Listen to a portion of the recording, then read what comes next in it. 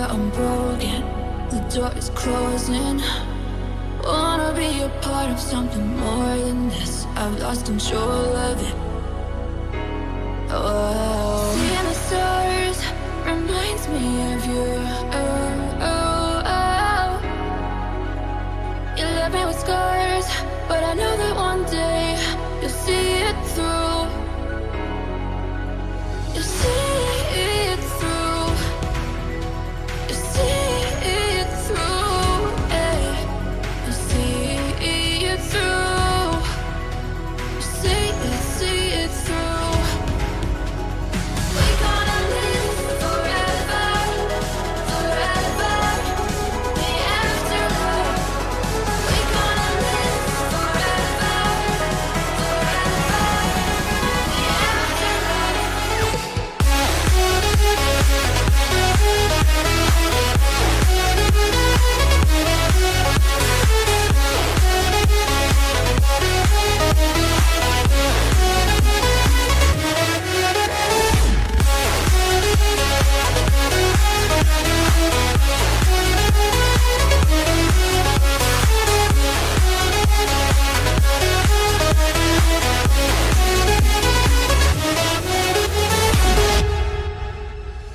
Talking to myself and I can't focus.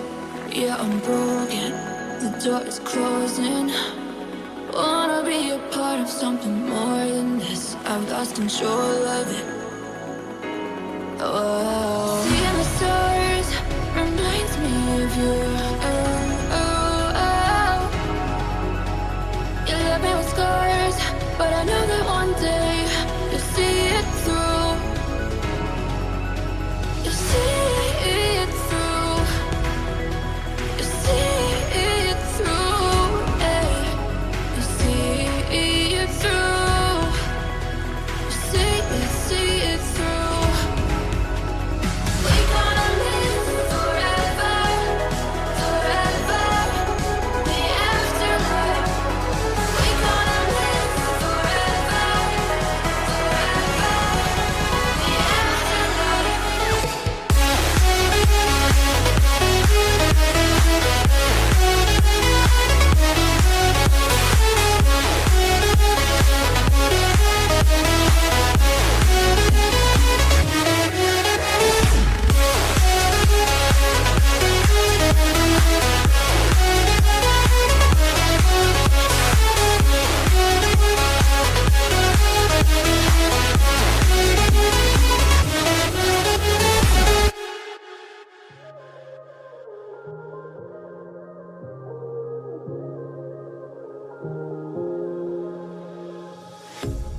A pair of jeans, a shirt or two. We didn't pack as if we weren't going back. It doesn't matter if it's true. I've got a feeling love will give us what we lack. The world is waiting up. The world is waiting half a step beyond our door. Yeah. And if it's not enough, I wanna see the stuff the world has got in store.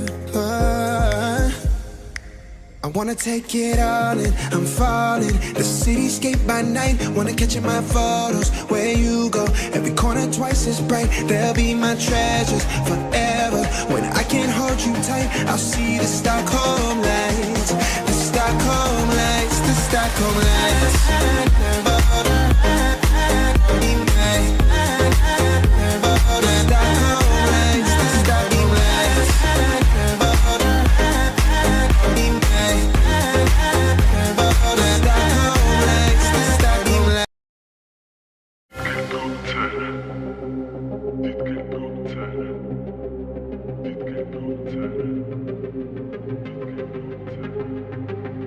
Optimistic beats.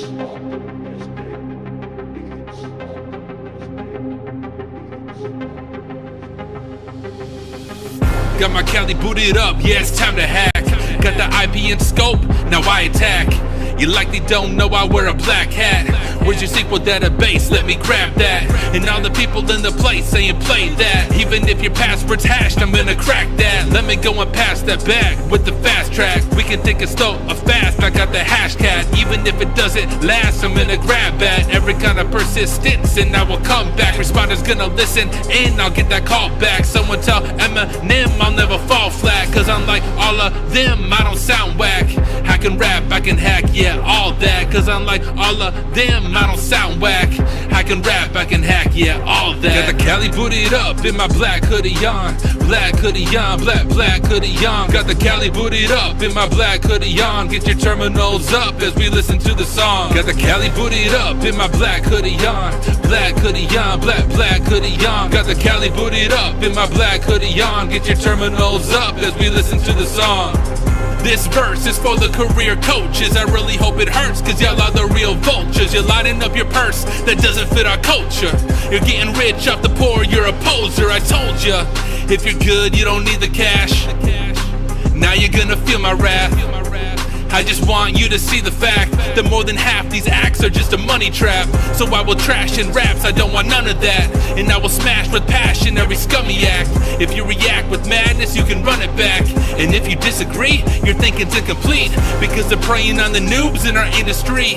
And here's what we can do to bring their misery. We can make them feel accessible for you and me. All the content that we make, we do for free.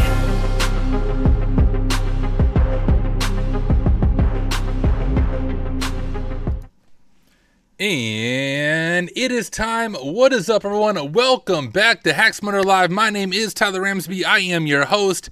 And yo, super excited to have you taking the time to hang out with me. Do want to let you know we are live right now on 3 different platforms. You can join on whatever platform works best for you. But I am live right now on LinkedIn and on YouTube and on Twitch. On LinkedIn and YouTube, you can find me as Tyler Ramsby. On Twitch, it is Hack Smarter, hack_smarter. So once again, LinkedIn and YouTube, Tyler Ramsby. On Twitch, twitch.tv/hack_smarter. But hey, what is up, everyone? All of you joining in the live chat. Let me just go through chat. We have over on the YouTube side, we got John V, we got Vin, we got Ray and Light, we got Mark, we got Grams, we got Kate Koba, if I'm saying that right. We got yes, no, don't know which one that is, yes or no. And hey, John V again. And let me check out Twitch. We got Reckless Gizmo, we got Palm, we got Nefos. What is up, y'all? And LinkedIn, we have people as well, but as usual, I probably can't see the comments on LinkedIn because LinkedIn's always broke for me. And we got MP3 Boosted, just dropped a comment on YouTube, y'all. Thank you guys for hanging out. Netflix said, did you do all this in your MS editing software? I did not. So the theme song you guys just heard, I actually made that entire song live on stream. So you may have been there for that stream. We recorded the first verse, the chorus, and the second verse live on stream. I recorded it, mixed it, all of it while we were streaming. But I am not that great of a video editor. So I went on Fiverr and I paid someone to make a sweet lyric video for me. So I made the song. I did not make the video. I'm not that great at editing videos, but someone on Fiverr made that lyric video, and I thought it was amazing. So that is my new theme song, right? Get your Cali booted up and your black hoodie on. It's amazing. All right, what up, AZ Cowboy 1? Good to have you here.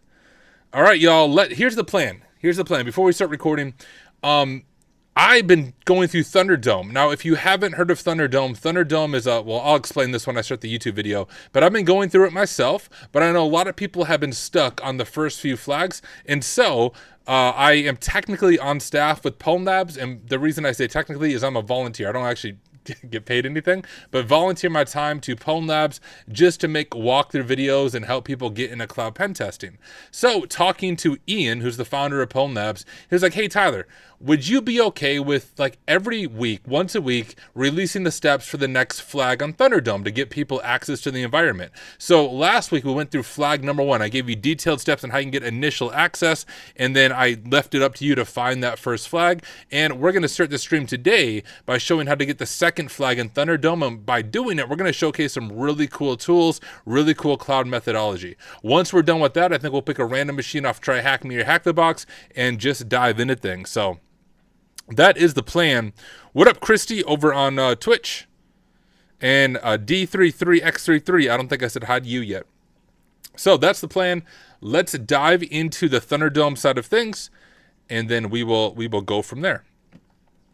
Let me just scroll up on here, take a drink, and I'll start recording for YouTube.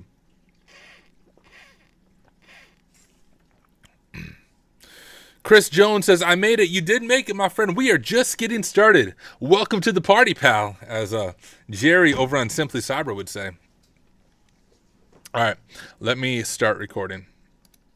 Hey, what is up, everyone? Welcome back to another video. In this video, we're going to continue working through ThunderDome. Now, if you haven't heard of ThunderDome, you need to check it out. ThunderDome is a red team multi-cloud network released by Pwned Labs. Now, to get access to ThunderDome, you do need an annual membership to Pwned Labs, but the coolest thing is an annual membership is only $200 for the entire year. That gives you access to all of the premium labs as well as access to ThunderDome. Now, ThunderDome is unique. I've never seen anything like it. It's sort of like the red team capstone on TryHackMe is what it reminds me of, but it's all in the cloud. So you need to compromise AWS, GCP, and Azure to reach to the top of ThunderDome. Now, I am technically on staff at Pwned Labs. The reason I say technically is I do it as a volunteer. I'm not actually paid anything, but I love Pwned Labs, really appreciate how they're making cloud training accessible because all the other platforms charge like thousands of dollars to give you access to the same stuff. And so I volunteer my time at Pwned Labs to help people break into cloud security. And I know a lot of people have been having issues getting into ThunderDome, but that's mainly because cloud security is super new to many of us. So you can remember like when Active Directory, when people are first getting into that, you just felt lost. And I know that's the same for many of you as you get into cloud security. So here's what we are doing at Pwned Labs. Every single week, I'm going to go through the next flag. So last week, I gave you detailed steps on getting initial access to the environment, and I let you find that first flag on your own. So in this video, we're going to work on the second flag. I'm going to give you my full thought methodology when I did it myself the first time. So just to be clear, I did do this already offline. I think I've done this twice at this point now, but I'll give you my full thought process, things I tried that didn't work, and just guide you through the process on finding that second flag. So without any further ado, let me go ahead and share my screen. Here we are. And so here was the first flag, emerge through the breach. And just to recap, we had the starting point here. We had a web server. On the web server, we found in the source code, I don't think I took a screenshot of it, but a link to Bitbucket. We looked through Bitbucket. We got username enumeration. We found an access key. We were able to use the AWS CLI or command line interface to get the account ID. And then we also found a password here, and there was password reuse. So the first step of getting this flag is logging into the AWS console. So let's go ahead and do that. I'm actually going to stop sharing my screen just for a moment because I don't remember who I'm logged into on AWS. I don't want to spoil more of Pwned Labs than I'm intending to here. Oh, cool. I'm logged in as Haru. Let me just log out. Sign in. All right, so with that information that we found in the first video, let me walk you through this. So we'll jump back over to my notes here. We have our account. Now, once again, if you missed this video is on my YouTube page right now. I'm not going to guide you through the first flag. I'm just going to guide you through, now that we have initial access, how do we find the second flag? So let's go ahead and grab our account ID right here. We're going to log into this AWS account. We'll drop that in the account ID there. I'm actually going to pull this out just so I can tab back and forth. And we need to grab our user, which is Haru at massivepharma.com. Haru at massivepharma.com. And let's go ahead and grab our password, which remember we had password reuse, so treatment, exclamation mark, treatment, exclamation mark, and we will go ahead and sign in. So that is what I showed in the first video, initial access to AWS. And we can switch over to our AWS console, and this is what we have. Now, when you find that first flag, you're going to find something else. You're also going to find the access key and the secret. Now, once again, I'm not going to show you where that first flag is. I want you to do that work yourself. But if you can think about the fact that we're finding an access key and a secret, well, the word secret should stand out to you. So look for something in AWS that might be used for storing secrets, and you'll be able to find that first flag I showed you in the first video, as well as get the AWS CLI credentials for the Haru account. Now, I'm going to get those from my other notes. Let's jump to this, and we are going to create a note for this second flag. Now, the second flag is called pulled from the sky. So we'll do that. We'll go ahead and make Notion full width because I don't like the weird centering thing that it does. And what I like to do as I'm starting these is I'll go like this and I'll say, all right, here is our starting point. So what do we have as we start this second flag? Well, once you find the first flag, here is the information that we have. For initial access, we have our username, our password of treatment, our account ID that we already discovered before. And like I said before, once you figure out where flag number 1 is at, you'll also get access to the AWS CLI access. We have an access key ID and a secret access key. Now, if you're new to AWS, that kind of functions as a username and a password. Our username would be the access key ID, and our password would be the secret access key. So step 1 as we dive into this is just configuring our AWS CLI to authenticate as this Haru user. Now, the way we can do that is AWS configure profile Haru. You can see I've already done this, but I'll still go through the full steps so you can see it. We'll grab the access key ID. Whoops. Flip back over to here. We will grab our secret access key. US East 1 is fine. We'll leave that. And now just to confirm that we have access, we can run the equivalent in AWS as who am I. So in Linux, you do who am I to figure out who you are. Well, in AWS, they have to make it more confusing, of course. So it's AWS STS get caller identity profile Haru like that. And we can see we have authenticated to the account. So let's go ahead and just grab that for our notes to show, yes, we have authenticated. So we'll drop back over to Notion and we'll just go code. There we go. So we are authenticated as Haru at massivepharma.com. But let's jump back to the console, right? Because everybody loves a good GUI. And we can see some recently visited information. One of the first things you should check when you get on an AWS account is, hey, what EC2s are running? Now, once again, if you're new to AWS, the terminology can be really confusing because I swear AWS just likes to do these crazy names to make things confusing for you. So we have to look things up in their documentation. But an EC2 in AWS is just a virtual machine. So when you hear EC2, think about virtual machine. So if you use VirtualBox, it's sort of like that, but in the cloud. And when we do this, we have a few different pieces of information that should stand out to you. We have some instances. This would be like our virtual machines that are running. We have an admin instance and a web prod instance. Now, I tried initially when I had access to this, which you probably did as well, is if you scan this IP, I tried to log in as Haru and using password reuse, but that does not work. So we can't actually access these VMs, at least not right now. But if we jump back out to our EC2 interface here, one thing that will stand out to you as you get more familiar with AWS is we have a snapshot here. Now, a snapshot is like a point-in-time capture of a virtual machine. Now, if we just look at, for example, we have the snapshot right here. Let's go over to this and say AWS snapshot, and we'll just do that. We'll do snapshot, maybe exploit. What up, Screwface? Screwface said switching from YouTube to Twitch. And she walks and says switching from LinkedIn to Twitch. Hey, welcome. Yeah, for those of you on LinkedIn, hey, I actually do see a comment. Someone said, thanks for this wonderful session, GM. Usually I don't see comments on LinkedIn. I'm glad I'm seeing them now. Thank you, my friend, for the kind words, and thank you for joining and hanging out with us. But we can look at this. So we have information here. Let's read through hacktricks.cloud. So we have an EBS snapshot dump, checking a snapshot locally.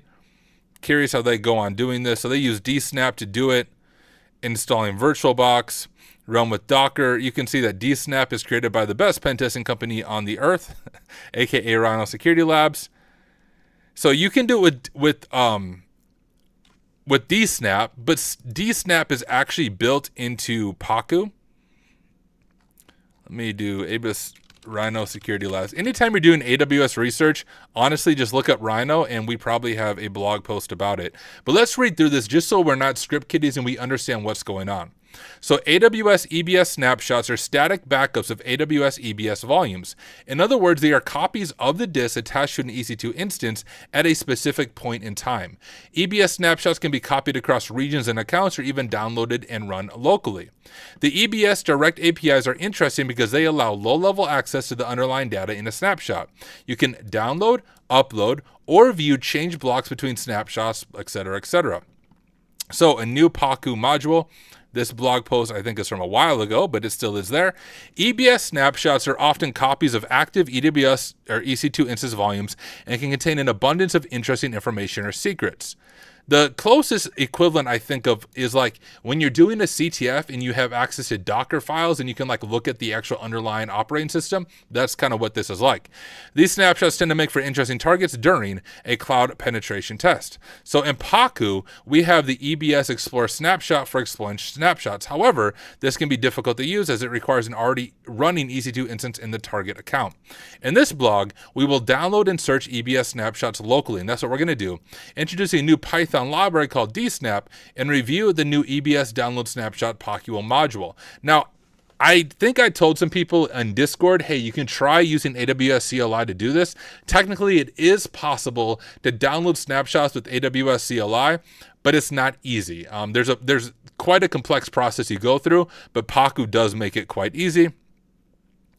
And it says you can explore the images locally with Vagrant or VirtualBox. You know, you can actually mount these images right in your Kali Linux machine. So this will guide through this. Here's the Paku module. We don't need to go through the walkthrough part of the blog because I'm literally going to show you how to do this. So let's go ahead and open up our terminal here. And we can open up Paku. Now, if you don't have Paku, you can do pipx. If you don't have pipx installed, I would encourage you to install it. It's just like a Python virtual environment, so when you install new tools, it doesn't break everything. But pipx install Paku like this.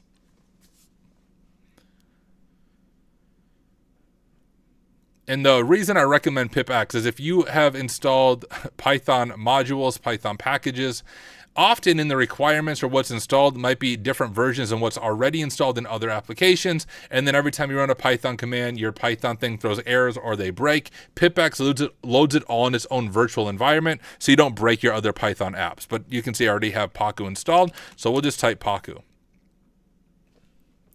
So here is Paku. We're going to go ahead and start a new session. So I'm going to choose option 0. And what we'd like to name this session, I already have Haru there. So I'm just going to call this Haru 2. All right, now the first thing we need to do is import the keys we set up. So in the beginning of the video, we configured a profile called Haru, and we configured it with Haru's access key ID and a secret. So what we want to do now is import those keys. You can see the command right here. So we'll do import keys Haru. All right, we have our keys imported as Haru. And now if we don't remember what we're looking for, we can do search EBS, and we have some information here. If we search for EBS, we have EBS Explorer Snapshots, restores and attaches EBS volumes and snapshots to an EC2 instance of your choice. Now, once again, you need access to an EC2 instance. So totally fine if you have one available, but we're not going to do it that way. Instead, we're going to download it locally. Now, just to be clear, if we jump back over to AWS, you can see the size of the snapshot is 8 gigabytes. So it's going to take you a while to download. So I went ahead and already downloaded it because I thought it'd be really boring for all of us to stare at the screen together while it downloads. So just know when you do this, it's going to take a little bit. You are downloading an 8 gigabyte snapshot, but we'll still go through the commands that you would need to run. So we will go ahead. First, we are going to, well, let's just try to run it. That right there. So we'll do run EBS Explore snapshots, and you can see, oh, not explore, more download snapshots. Download snapshots. And now you can see, I'm going to hit no on this.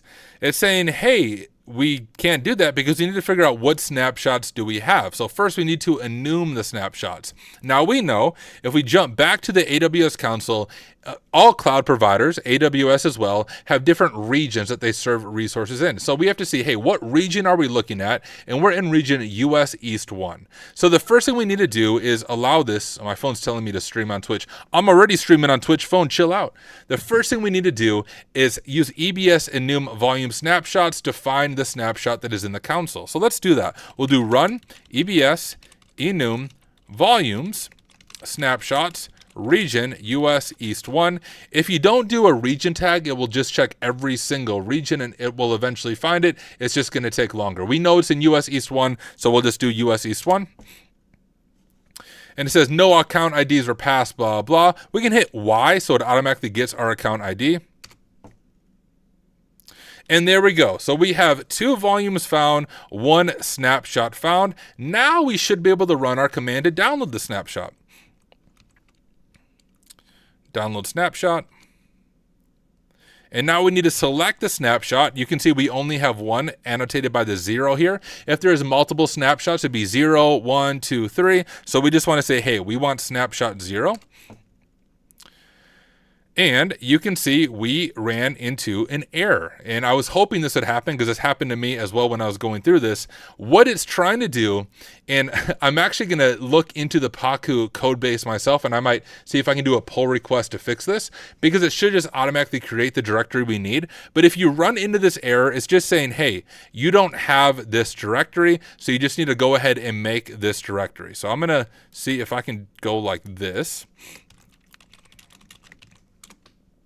There we go. So all that did was make the directory it's looking for, the Haru2 downloads EBS snapshots, and now we'll run it again and it should succeed.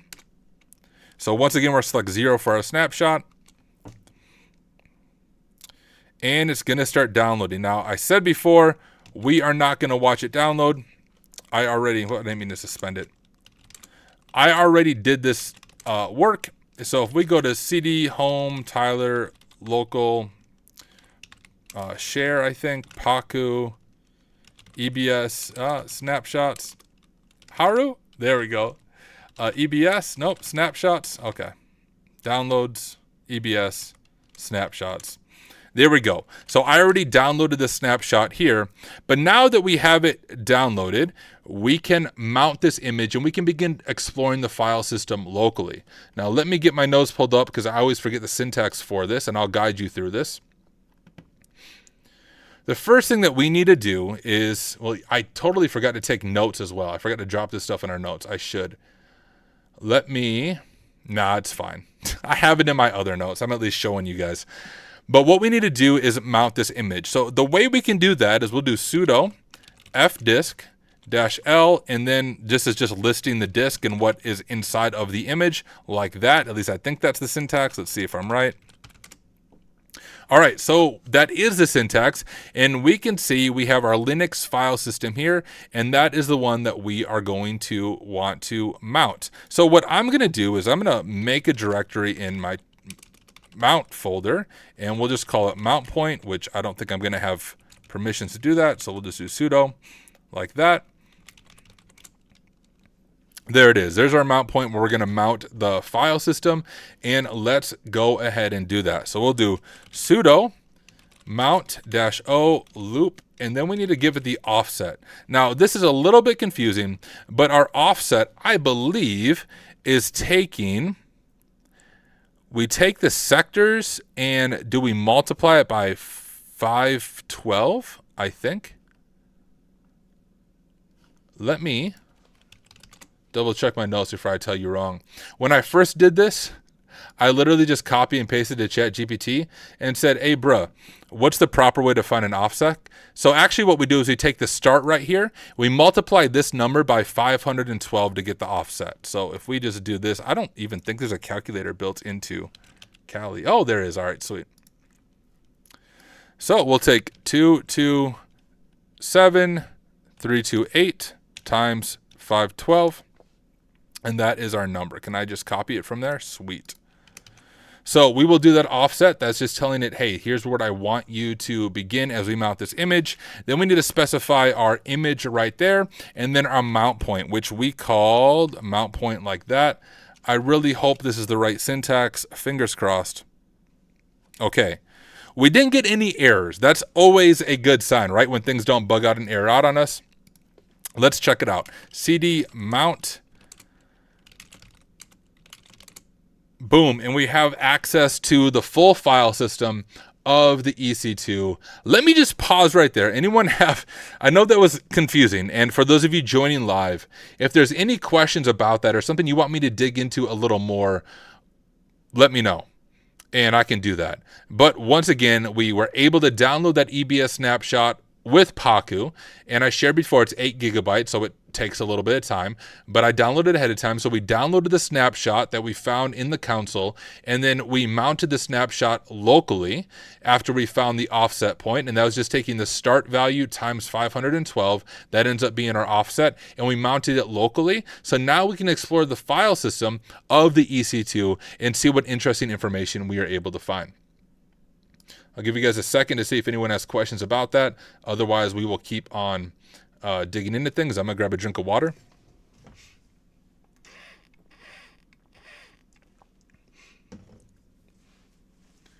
Oh, gotcha. Yeah. So it's not always start 512. It's start sector size. Yeah, good clarification there.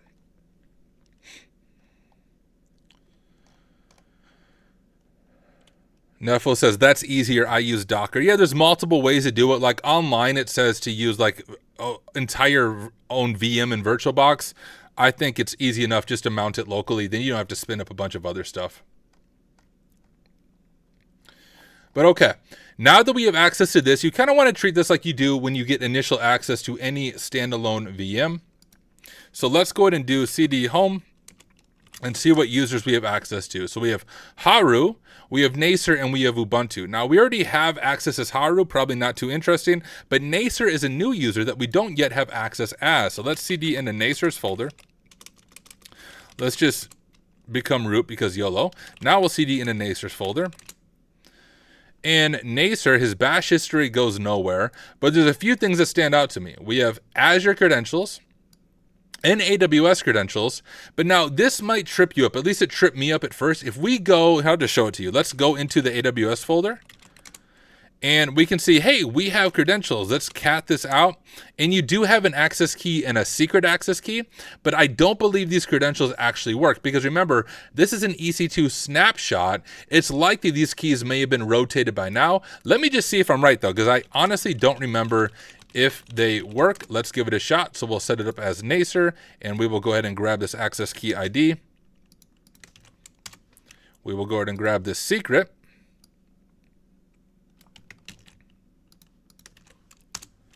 That's fine. And now we'll do AWS STS get caller identity to verify access. And you can see it does not work. So let's jump back out because you have a similar thing with Azure. So if we go into Azure, we can see, hey, do we have any interesting credentials here? One thing that would be interesting, you'll learn this as you work on Azure, is getting a refresh token. If you can get a refresh token in Azure, you can turn that refresh token into access tokens for different Azure services. You can actually exfiltrate Teams messages and emails and all those kinds of things. And that is stored here, the MSAL token cache. So if we cat that out, we have information here, and we have a refresh token. Now, once again, this refresh token, I don't believe works, because I think when I was first doing this myself, this is the attack path I tried initially, was using this refresh token to authenticate to Azure, and it didn't work, because once again, this isn't an active EC2. This is a snapshot, a point in time of the EC2. These things may have been rotated or have expired. But if we continue our enumeration, another folder you should know just from doing Linux CTFs is saying, hey, well, SSH looks interesting. We have those two EC2s or virtual machines we saw in the AWS console. We couldn't get access to it with Haru, but maybe Nacer has access to it. So let's CD, SSH, LA, and there we go. We have a private key right there. Let's cat out our private key, and we'll go ahead and grab this for our notes. And also so we can, use it. But let me grab that. Let's jump over to our notes.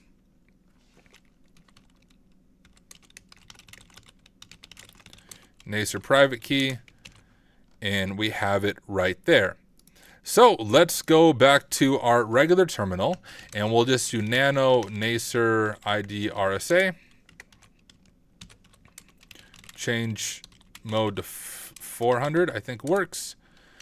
And now let's go back to our console here and go back to instances. And we have two instances. We have admin and we have webprod. So let's just see, can we SSH into one of these or both of them with Nacer's credentials? So SSH Nacer at that. Okay, so we cannot do it to that one.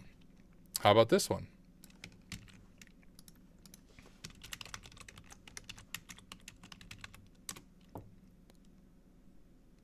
Boom. We have access to this one. And we can grab this information here, drop it in our notes.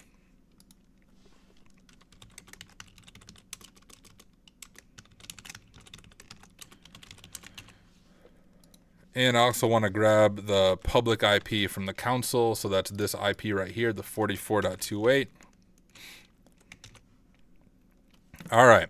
So we have access as Nacer to this IP, but there's no flag here. I'm pretty sure there's no flag here. Let me double check, because once again, I don't want to show you guys the flag. I just want to show you how to get to the flag, but make you do the work yourself. But from here, what should we do?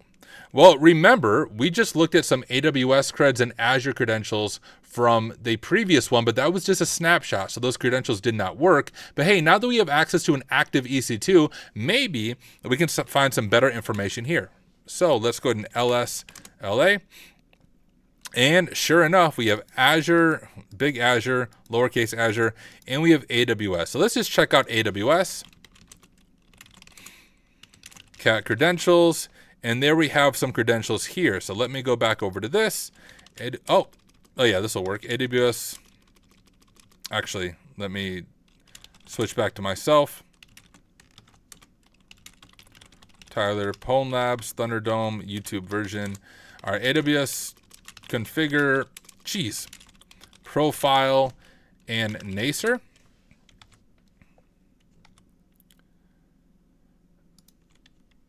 Where am I at with my life? Here we go.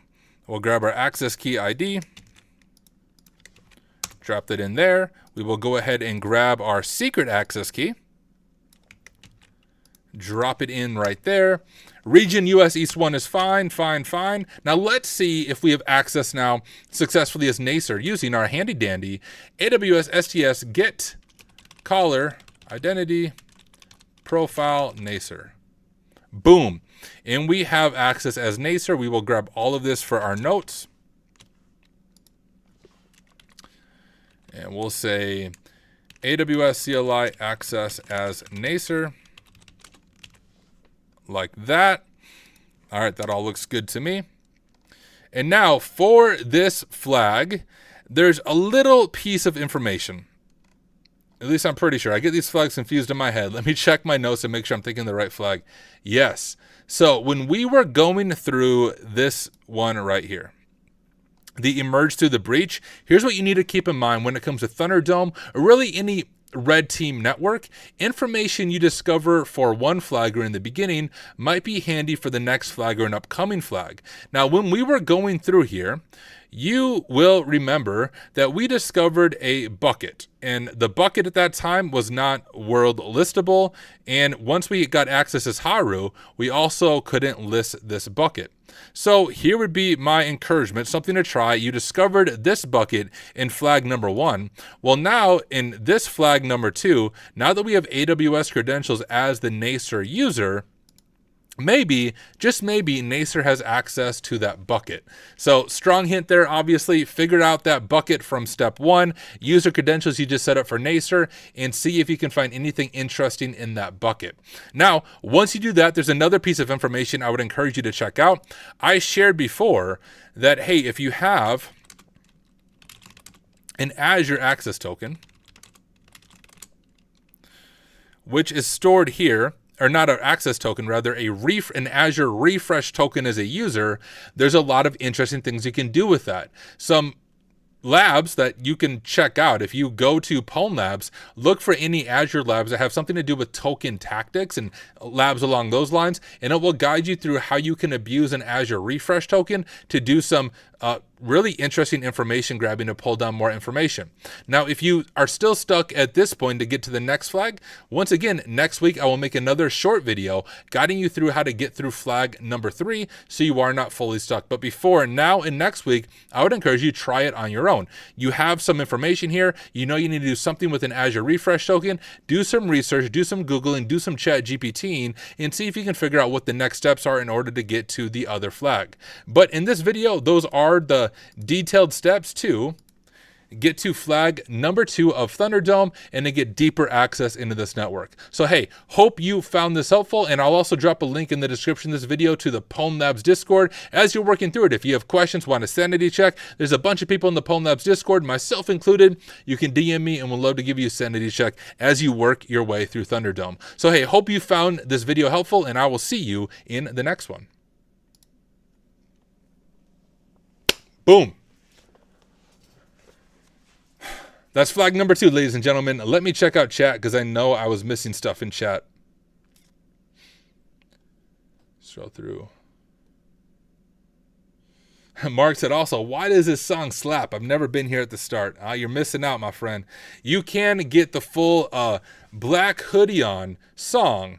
The video is on my YouTube page, and I have a free download to it in the description. So you can download it yourself and bump it whenever you want. MP3 Boosted said, any B-sides or DEF CON talks you plan on doing this year? Not that I plan on yet, but I want to perform Black Hoodie On at DEF CON. So for those of you who have connections at DEF CON, I'm speaking into existence. Find me someone at DEF CON who will let me go like on the chill out stage or like the Red Team Village. Give me some area where I can jump up on stage, give me a microphone, and let's do Black Hoodie On. Got my Cali bootied up and my Black Hoodie on live. That's my plan. Mark said, Tyler just oozes charisma. Nat 20 roll of it. I think what kids call that is like, it's the Riz, right? You need that Riz. I think that's what the kids call it.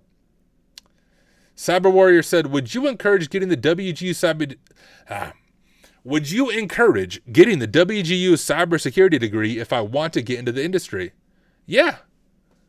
It depends what you want to do in the industry, right? Like cybersecurity is a massive domain. Do you want to do technical stuff? Do you want to do GRC? Like, what does that look like? But yeah, it's not going to hurt you anyways. I have the cybersecurity degree through WGU myself, and it's opened some doors for me. Overgrown Carrot, the one and only, said, just took a break on an external assessment and I saw you were live. How is everything going? What is up, dude? Things are going well. Hey, we need to talk on Discord. Would love to hear how the new consultancy is going for you. What up, Marshall? Harshal Beats. Bro, you make beats but can make another rap song. All right, nothing else that I am missing in chat. Let me check LinkedIn.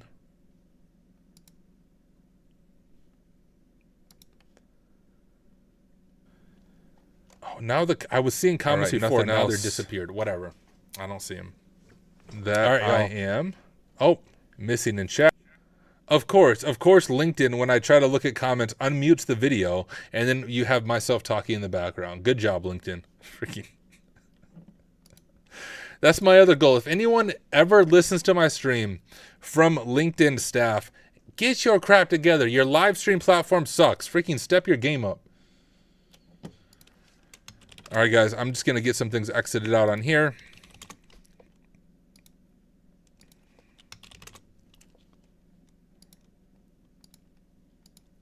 Let's see, VPN. You know, I have so many videos that I need to release. Like even releasing videos every couple of days, I still have a backlog of like 5 videos.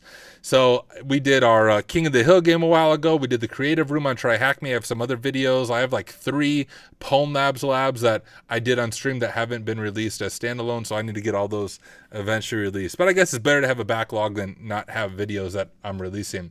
So quick advertisement for myself. If you enjoy my content and you're watching right now from Twitch or LinkedIn, hey, subscribe to me on YouTube. YouTube is my primary platform. On YouTube is where I release videos all the time, ones that aren't on live stream, standalone videos, and even live stream recordings, at least when I'm working through machines. All of those end up on YouTube. That's the only place to get all of my videos. So if you haven't subscribed on YouTube, do that. YouTube.com/Tyler Ramsby. You'll be able to find me there.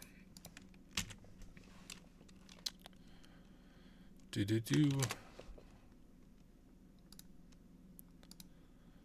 from this guy. Let's close this stuff up. All right. What do you guys want to do? Should we do some TryHackMe or Hack the Box? Can you do polls? I don't know how to do polls. Y'all tell me in the chat, TryHackMe or Hack the Box. You choose. I got subs to both. I'm good with either one.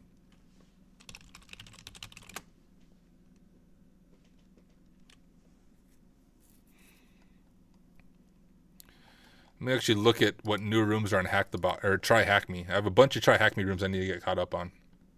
But all right, we got one vote for Hack the Box. Any other votes, y'all? Hack the Box or TryHackMe?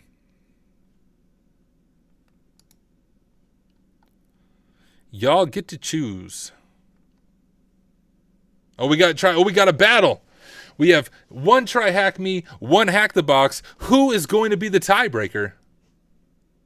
Hack the student loan department, please. I can't do that. Student loan department. F Society could probably do that for you. Oh, we got Nefos. Nefos over on Twitch said Hack the Box. We have 2 for Hack the Box, 1 for TryHackMe. Give you guys a little bit of time. Who's going to win? I'm getting logged into both platforms right now.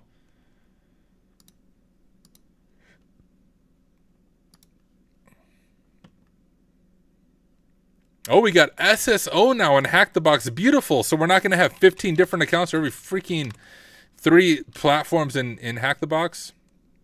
Oh, no, it's tied up again. Guys, we have 2 for TryHackMe. We have 2 for Hack the Box. Who's going to be the tiebreaker, y'all? What's your vote? I need to know. If it keeps getting tied, we're not going to be able to do any. We're just going to be stuck here forever. Oh, we got another one for Hack the Box. And we got another one for TryHackMe. It's still tied. Oh, we got another one for... Oh, Hack the Box. Hack the Box is winning now. Hack the Box is at 3, 4, 5, 6.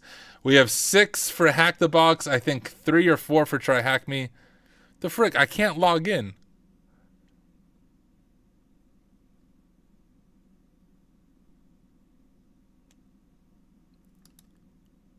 Hold up. I can't log into Hack the Box. Give me just a second.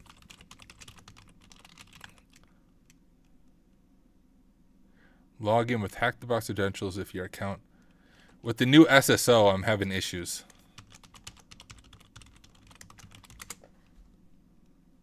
What the heck?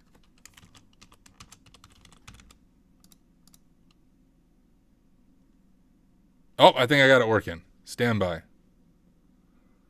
All right, I got in. I haven't logged in since they implemented SSO, and it broke for a little bit. I was logging in on the wrong screen is what it was. All right. Here we go. We're at Hack the Box. What do you guys want to do? Only thing I cannot do is active machines. I'm not allowed to live stream active machines, but we can look at tracks. We can hit up one of these tracks. If you've never looked at tracks or like different machines that we can work through, we can go through some retired machines.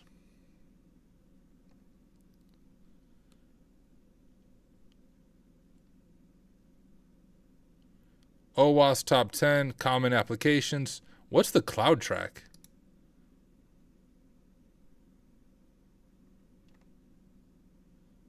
I can't even say the name of that freaking machine. I'm not going to do it. It's rated hard. So generally for live streams, We want to keep it to easy or medium. And the only reason I say that is just because of the time. The hard machines, even the medium machines, can take so long it ends up breaking into like 5 or 6 different streams. And nobody wants to watch that.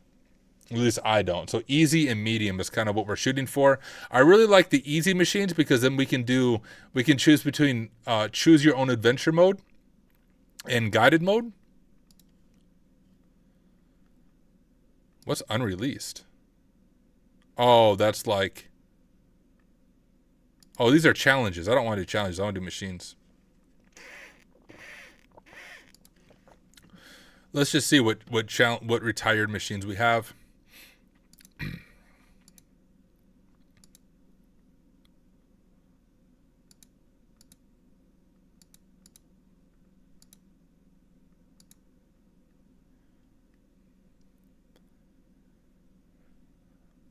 Looking at some higher rating ones. Let's go back a ways. Let's go to page 3 and just see what we have on page 3. All right, let's see ones that have higher ratings. 4.2 is okay. Like, I don't want to do a 2.2. Open admin 4.5. So here's the other thing for those of you who might be new to Hack the Box. Do not take the easy rating as meaning it's going to be easy. Ever. Like if you do TryHackMe, like the comparison I would make is an easy machine on Hack the Box is a medium machine on TryHackMe. And an easy machine on TryHackMe is what would be a super easy rating on Hack the Box. Just if you use both platforms like I do, that's kind of how I keep it straight in my head. And the other thing I really go off of is the user ratings. So you can see like the user rating right here. That's what I generally go off of. This looks like a decent box. Oh, this one looks good as well. Open admin looks good. 4.5 rating, medium. We have TraverX, also medium, 4.4 rating. This one has the highest rating. Let's just go with open admin. Oh, Furno said, Unobtainium is my favorite box I've done, but I get a hard box being a big too time intensive. At least for a live stream, I'll do it offline on my own. That's when I try to work through the harder boxes offline, because then, like, you know, I can poke at it when I have some free time, and I can do a hard box over the course of a week or two, and I'm not like live streaming the hard box. But let's try open admin. This looks like a decently rated box, medium overall, which means it's going to be hard. It means I'm going to get stuck. It means I'm going to rage quit at least once as we work our way through it.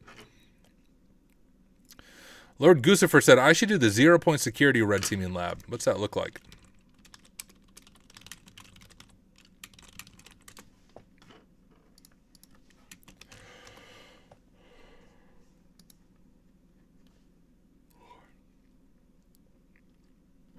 Do they allow you to live stream it?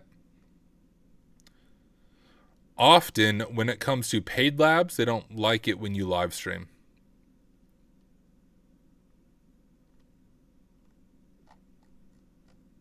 I don't see in their frequently asked questions.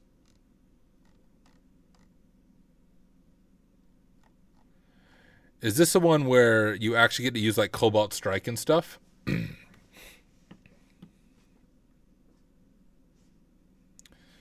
Oh, that's a no for them, Tyler? All right, yeah, can't live stream it. I would like to do it myself, but probably not on stream. All right, well, we have open admin here. Let me pull my notes out here, and let's dive into this machine. So the way we'll approach is first we'll start adventure mode, where we just kind of go through it live. If we get stuck, we'll switch to guided mode. If we're still stuck, we'll look at a walkthrough. Looking at a walkthrough does not mean you lost. You only lose if you quit trying. But hey, y'all, before we do it, let me just spawn machine. And let's take a 5-minute break before we dive into more hacking. Been on for about an hour. We already made it through some Pwned Labs stuff. Let's take a 5-minute break. Then we will start recording and we will dive into this machine. And hey, I'm pretty sure you will need a VIP sub to Hack the Box to follow along because it is a retired machine. But hey, if you have one, let's do it together. Just please don't post full spoilers or anything in the chat. I want to attempt it together. We'll work through it together just without looking at spoilers right away. But let's go ahead and let this machine spawn. I'll get some music pulled up. and we will take a 5-minute break. Oops. There we go. All right, y'all. Be back in 5 minutes. Lights. Tomorrow feels a year away, like the seconds, the beginning and the end. But if in time it's yesterday, your picture's gonna bring it home to me again. The world is waiting up, the world is waiting half a step beyond our door. And if it's not enough, I wanna see the stuff the world has got in store. I wanna take it all in, I'm falling. The cityscape by night, wanna catch in my photos. Where you go, every corner twice as bright. They'll be my treasures forever. When I can't hold you tight, I'll see the Stockholm lights. The Stockholm lights, the Stockholm lights.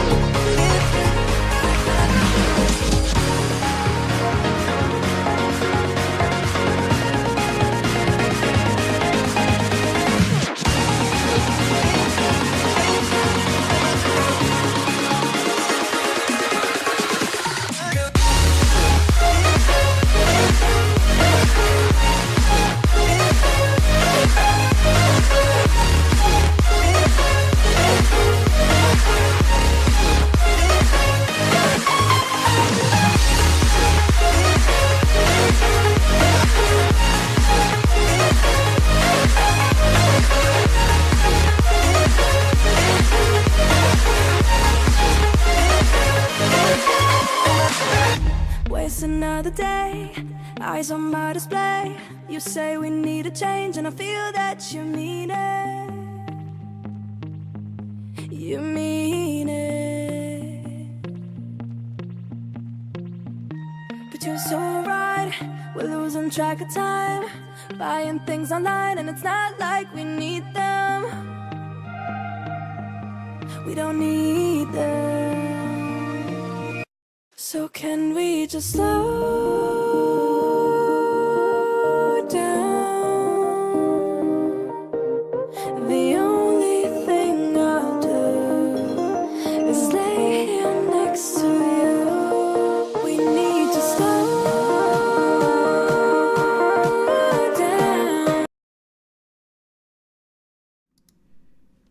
Yo.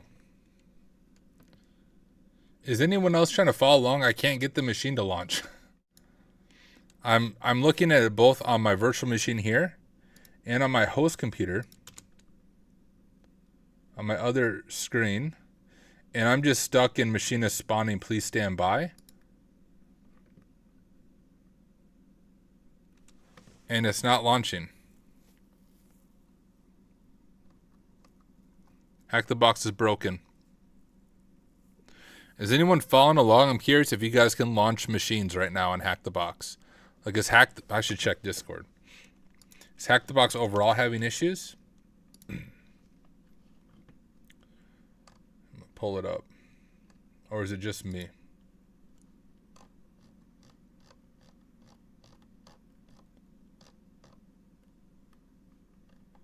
I'm not seeing anyone complaining about issues.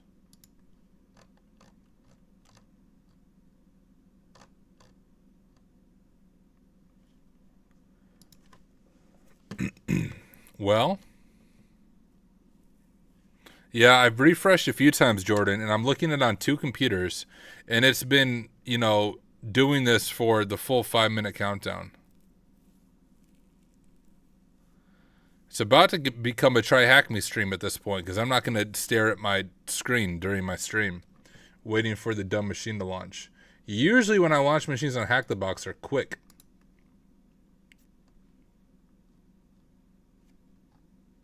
I don't know what...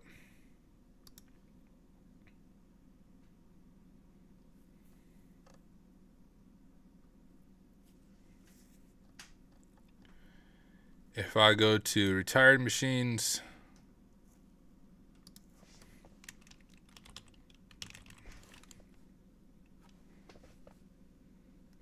it says active, but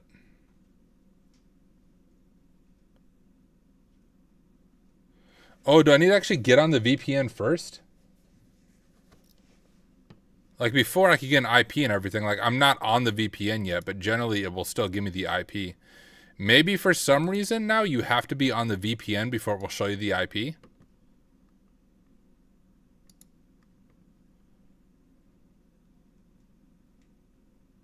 Oh, they haven't been quick the last week. All of them take a few minutes. All right. I'll play around with this just for a little bit before I give up.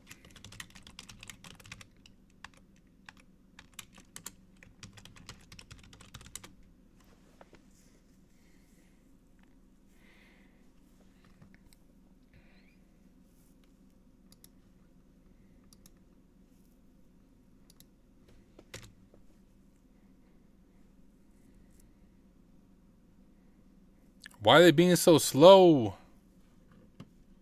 Come on, bro. Hack the Box. I'm trying to stream your platform. Why is your platform not working?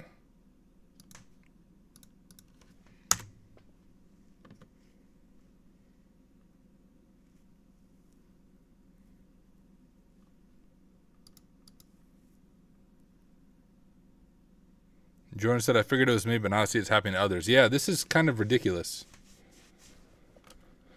What it's been like, it acts like it's working. Like you don't usually get all this until you have an IP, but I've got nothing. We'll just let it do its thing for a little bit. I'm gonna search around on Discord.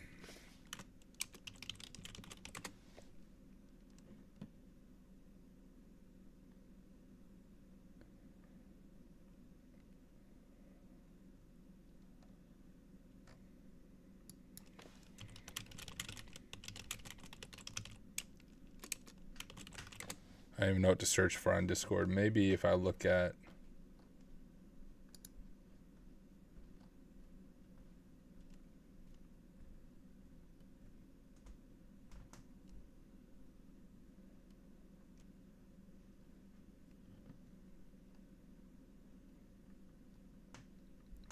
I'm not seeing really anything in Discord.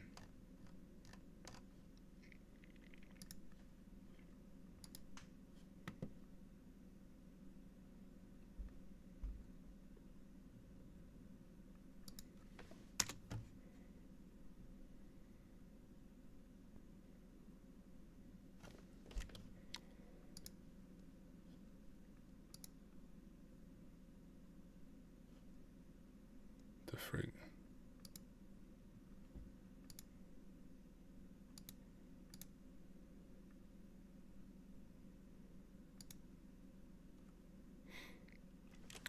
Let me try just switch VPN servers. This is the last thing I'm trying.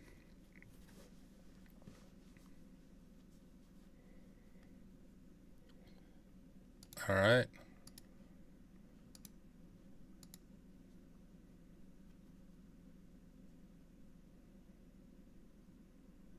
You know, like in the past for me, I do this and within like seconds it gives me the IP.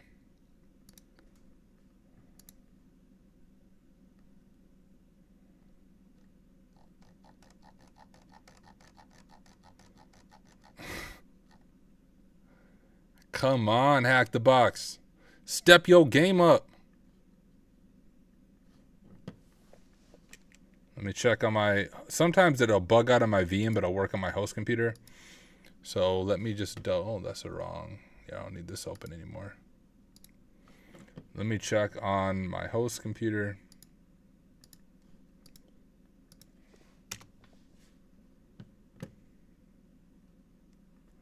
It's literally just stuck like this.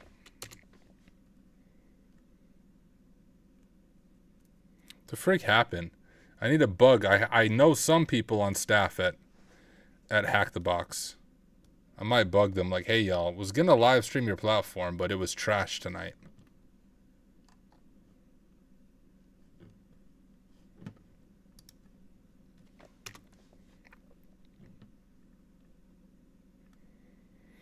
Think we're out of luck on Hack the Box. Is it already... Now I'm just curious, like, what machines it affects. Let me just pick a random machine.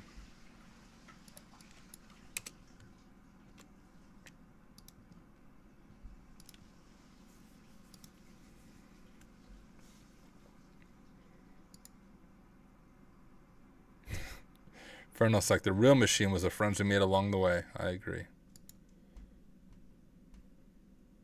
I terminated the machine, you freaking scrub.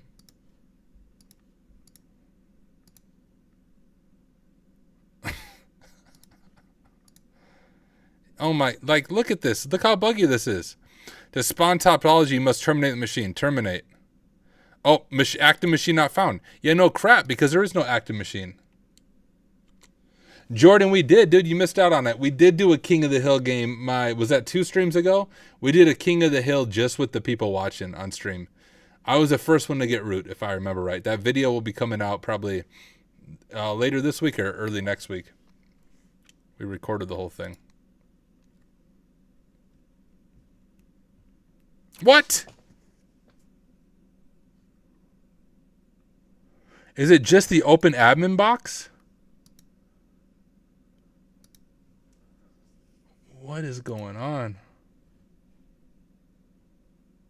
So the first part of the open admin box is you have to hack the box to get it to spawn.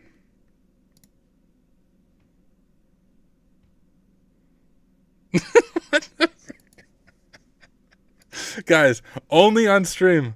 Only on stream. Is the IP like hiding somewhere? Do I have to check the JavaScript to get to the IP first? Only this kind of crap only happens when you're live streaming. I'm telling y'all, this will not happen to you.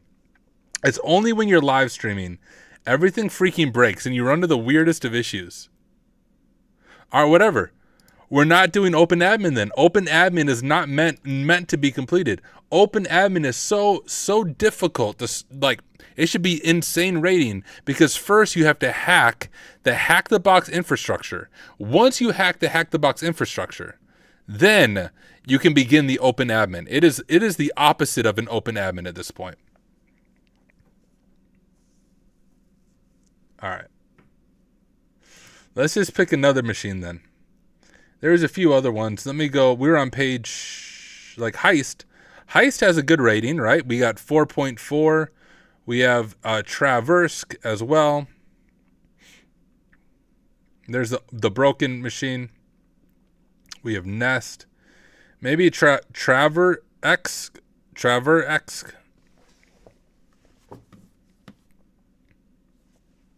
Fingers crossed.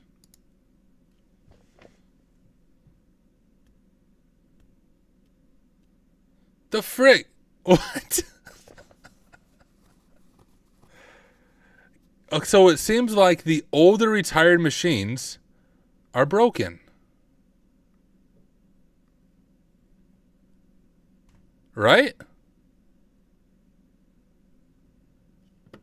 What is going on? Clearly, it's not just me. There's something about the older retired machines are legit broken from what I can see.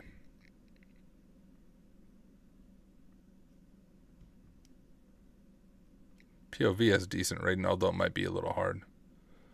Crafty is a bad rating. Oh, wait. Oh, shoot, I'm looking at active machines. Can't do active machines. Like, look at this trash. What the frick, Hack the Box? Figure out your infrastructure. All right. 4.2. Is there any 4.5s? Here's a 4.5. Oh, freaking open admin. Let me go back to page 1. It seems like the older retired machines are just broken. They don't spawn. I wonder if Hack the Box is aware of it. If not, I'll have to let them know. 4.5, 4.5, 4.5, 4.6, 4.6, 4.8. Ooh. Oh, I apparently did half of it at some point in time. That's a really good rating, though. Oh, Jordan, open admin spawn for you? You should just give me your IP so I can attack it. Yeah, their SSO probably did break something or bug something out. I mean, paper looks like it might be an okay machine. We got a 4.5 rating. Do you guys think it will spawn for me, though?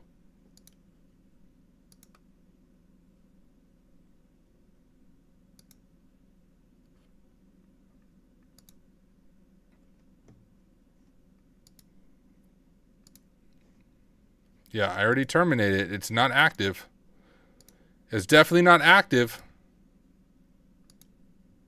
This is the last try, guys. If this machine doesn't work, we're going to TryHackMe. You guys saw me give Hack the Box a chance, a really good chance. I mean, dang.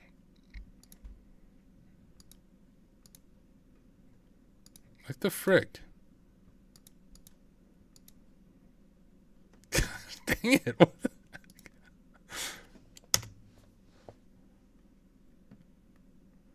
Insane.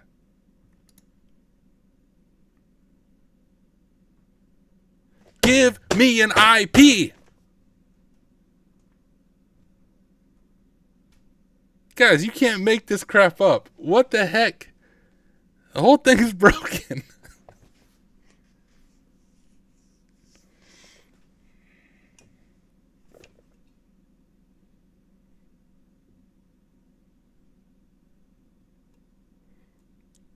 I need to pay for Hack the Box Plus, yeah. And my Hack the Box VIP isn't good enough. I need to play for VIP Plus. This is ridiculous at this point.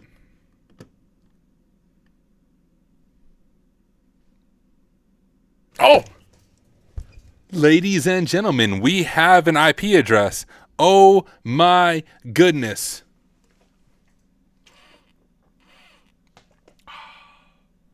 All right.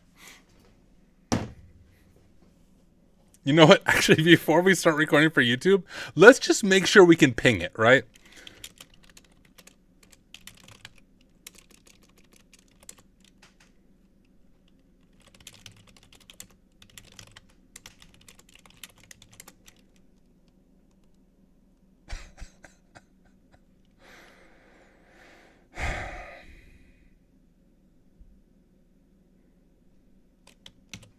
Is it a Windows machine? Maybe it doesn't accept pings? No, it's Linux. Can't make this crap up. Oh, I did change VPN server. Good call. Thank you. I forgot that I did that when I was troubleshooting.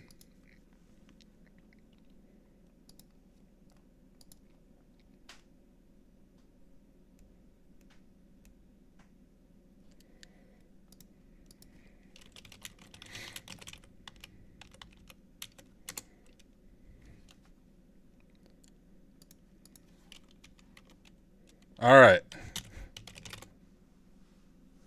We can ping. All right, let's start a YouTube video. Freaking 6 hours later.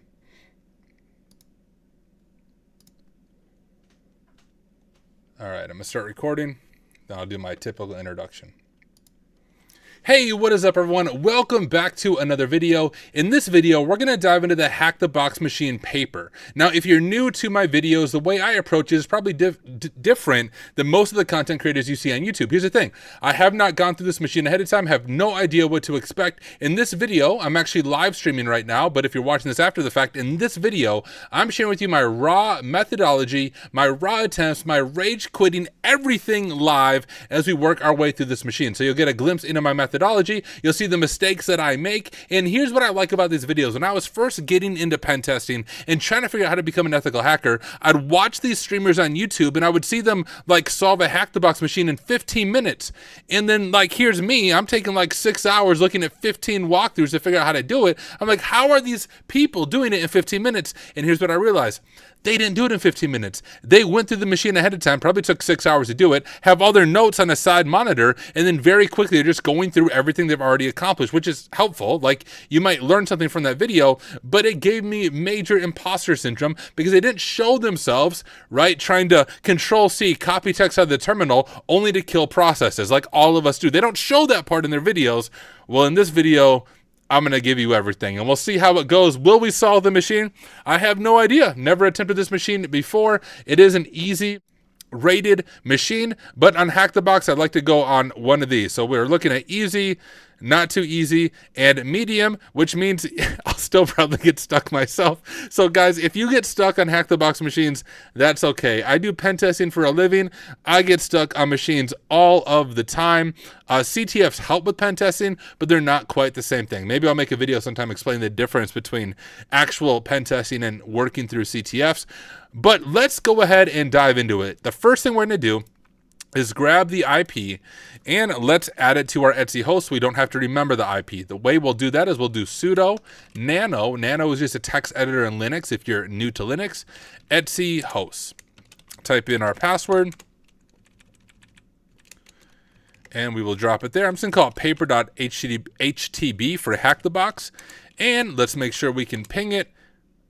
Okay, I thought it was going to fail there. And we can ping paper. And before we can start our scan and then we'll set up our notes. Paper.hackthebox. Now, what RustScan is doing here, RustScan is just a fast scanner, and I'm passing the results over to Nmap. So we're hitting the target first with RustScan, and then we're saying, hey, all the open ports that we find, do the -A in Nmap with it, which means, hey, run all the enumeration scripts at it, and let's see what information we can find. While RustScan is doing this thing, let's pull up our notes over in Notion, and we will create a new one here, and we will call this paper. Hack the Box like that. I'm going to make it full width, and we'll also make it full screen. So we'll do that. That's where we're going to drop our results in, and then we'll begin enumerating. And look at that. We're already done scanning all of the ports. We have 22, 80, and 443 that are open. Certificate information, and we have HTML tidy for HTML5 for Linux version. So we even have some version enumeration here. So we'll just copy all of this for now. Go open up my notes here. We'll do a code block, drop it in, and we want to do bash, not JavaScript.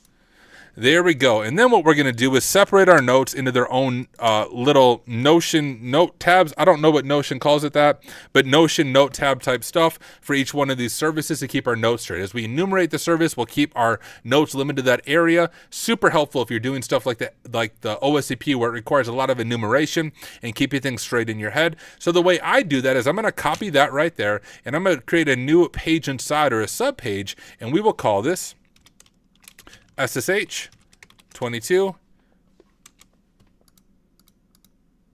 If I can type, there we go. Code, and we'll drop our SSH notes there. Once again, full width, and that's good. We'll do the same thing for HTTP right here. Probably the same thing that's on HTTPS or port 443, but we'll still make separate notes for it. Full width, there we go. And then finally, this one right here.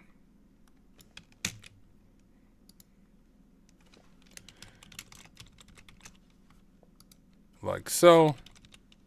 Code, notes, full width. All right. Beautiful. So let's go through what we have so far. If we look at SSH port 22, the biggest thing to know here is if we're able to find credentials, let me wrap my code here. Once we are able to find credentials, we might be able to get SSH access to the machine, which will give us a little more control. But right now, there's really not too many attacks we can perform. I know there are some CVEs affecting SSH, but I almost guarantee that's not the way in for 99.9% of the CTFs you do. You can technically try to do username enumeration and brute force attacks, but it's not going to be successful. So for now, we're going to take SSH and just throw it to the side. Our juicy target is probably going to be the web server that's running here. And hey, let me look over at chat to make sure I'm not missing anything. Jordan says he has done paper. Awesome. Eric said I've subbed and canceled Hack the Box at least 4 different times. If I can't learn from Academy. Yeah, Academy is, I personally really appreciate Academy, but it's definitely quite difficult. Like it's not going to hold your hand, and there's some parts of it that can be frustrating, but it is a really good resource.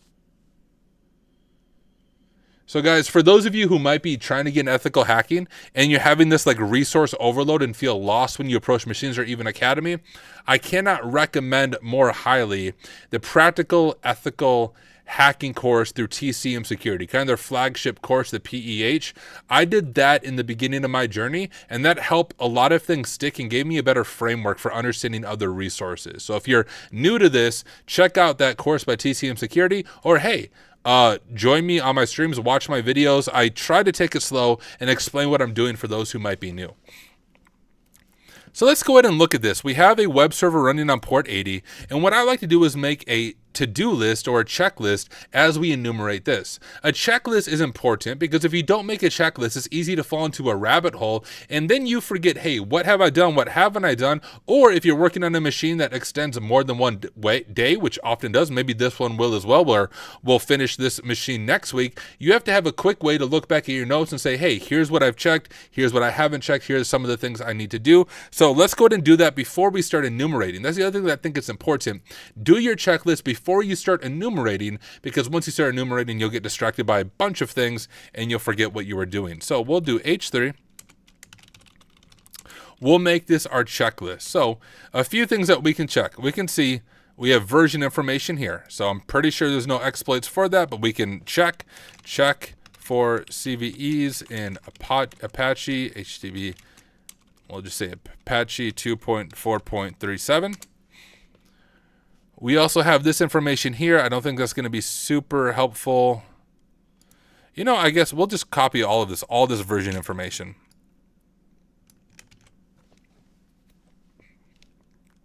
There. We have this HTML tidy for HTML5 for Linux version that.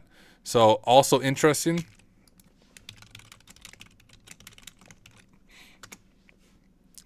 We have our title. HTTP server test page powered by CentOS, so nothing real interesting there. And because we have a web app here, we want to do some of our default web app stuff. So for example, we'll use GoBuster for directories. We'll use my vhost scanner.sh tool for virtual hosts.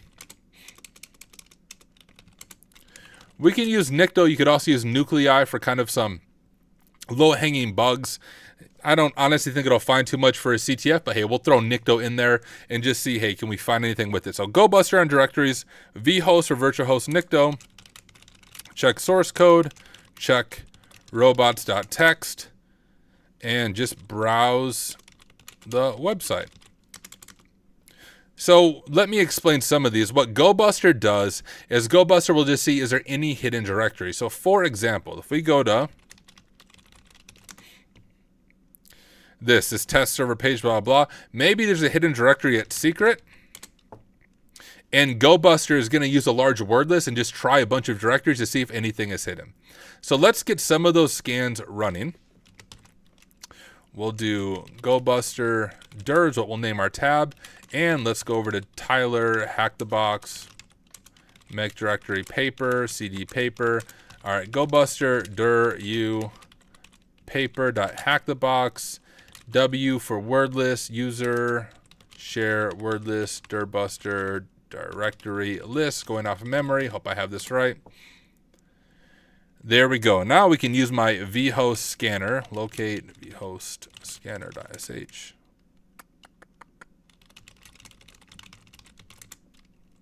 I could have swore I put the vhost scanner on here.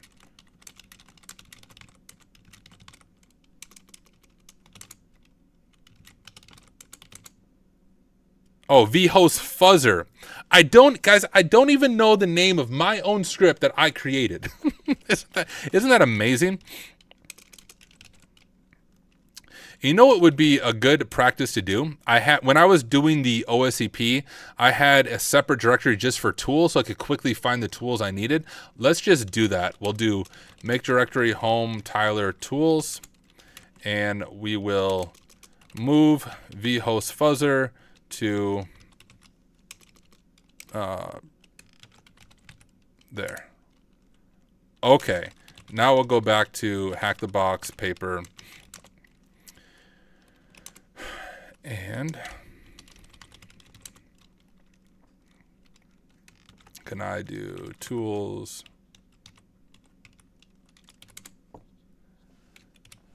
Okay, so the script I made, super simple. It just runs fuff in order to find vhost, but I always forget the syntax, and I swear I would take like 15 minutes just remembering the syntax. So I wrote the super simple script to help me, and it's also on my GitHub if you would like it. My GitHub is Tenebrae93. Once again, Tenebrae93. You can get this script for yourself. But we're going to pass it our domain, which is paper.hackthebox. We're going to give it a word list. We'll just use user, share, word list, dirbuster, directory, list 2.3, medium.txt, our URL, which will be http paper.hackthebox, and then our FS filter, we don't know what it is yet. We'll just do 2 for now, and then when it errors out, now we know what the FS filter is. FS means, hey, if you see this number, this size, ignore it, because it's a false positive, so we'll do 1996. Oh my goodness, Tyler. Was numlock really not on? Numlock wasn't on. Gosh, I'm such a good hacker. All right. So now we'll do 199691. All right, we got our vhost fuzzer going, and we will also do throw Nicto at it.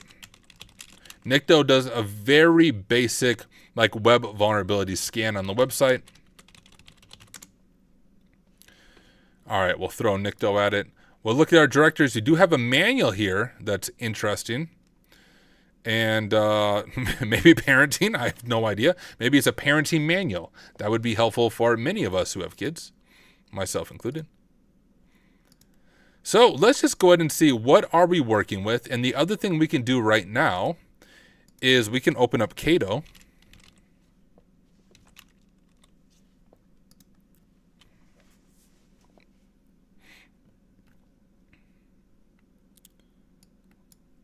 Yep, that's fine, Cato. You can start that one.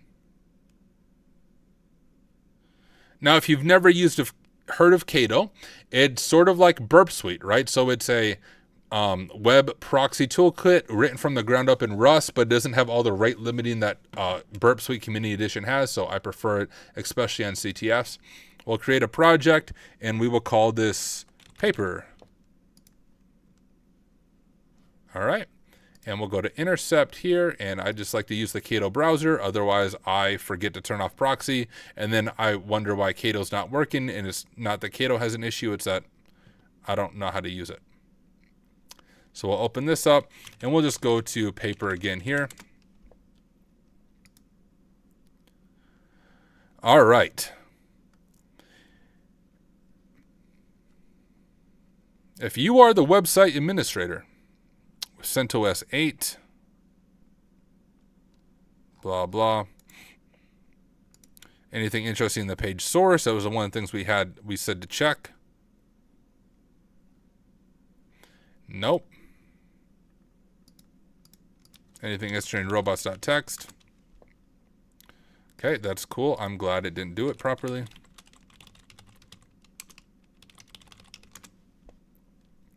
Nope. How about manual? Okay, so this is just documentation from what I can see. Is the other thing that popped up there. And our vhost fuzzer hasn't found anything either. Nicto, yeah, sure, it's probably outdated, but I don't think there's any vulnerabilities with it. What's that, PHP? We can look some of these up. So if we just grab this, we'll go over to Firefox.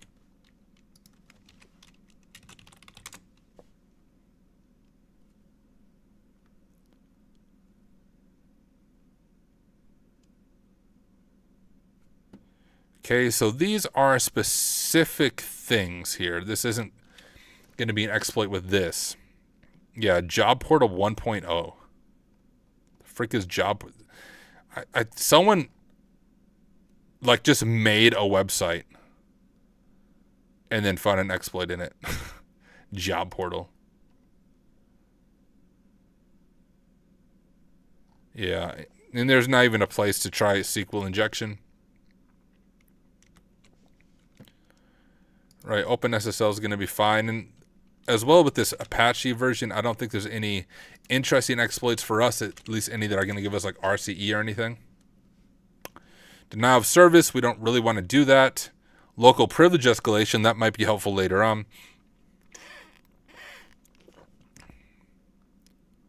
2.4.49, I believe that only affects 2.4.49, but I might be wrong.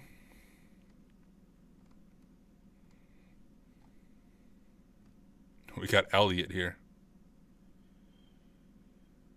Yeah, I'm pretty sure it only affects this one.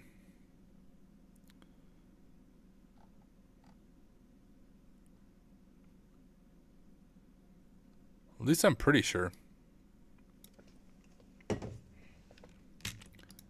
We can read about it a little bit.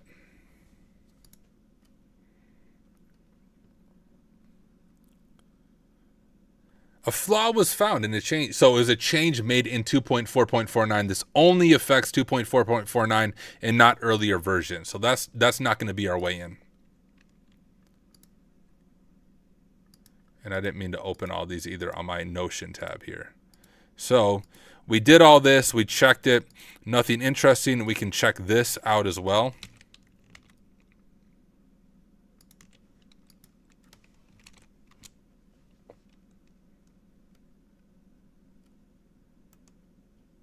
Cross-site scripting.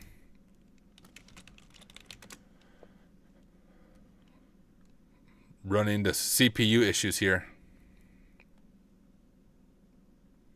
What up, Chris Whitlock? Good to have you here, my friend.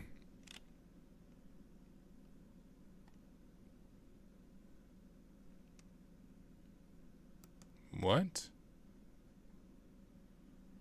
Let's check out this.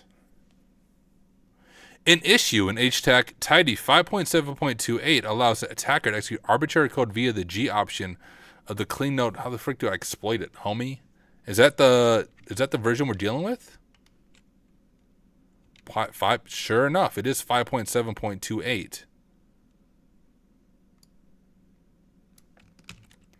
Can I script kiddie my way in?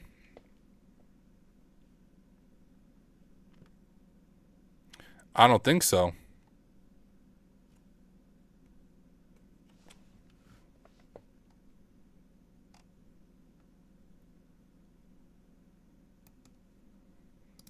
I also don't even know when this machine came out for sure.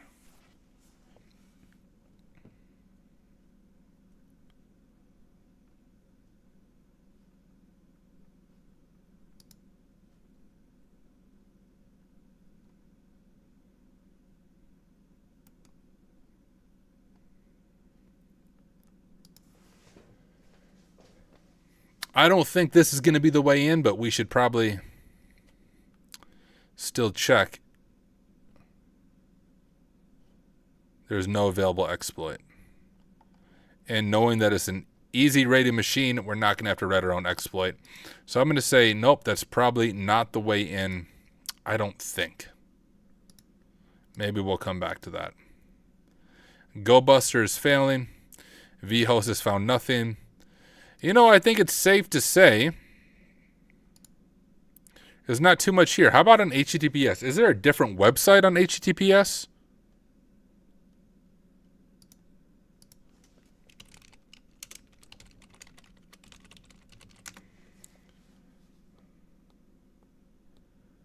No. What? Maybe that is the way in. I mean, if this is all we have on both,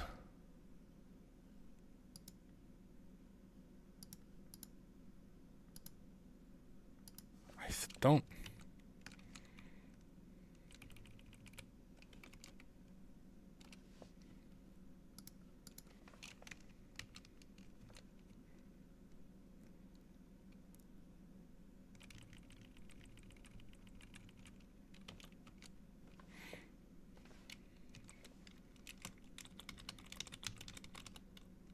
I think that's the syntax for that.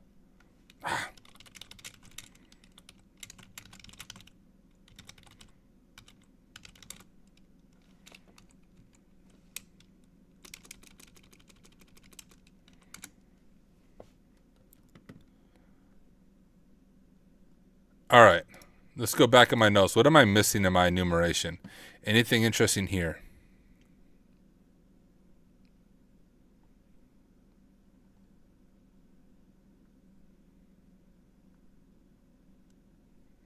Has to be this.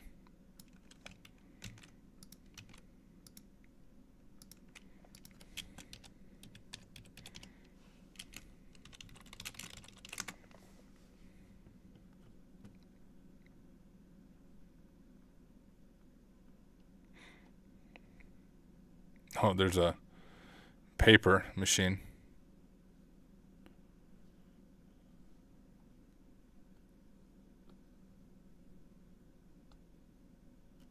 I don't even get what this means.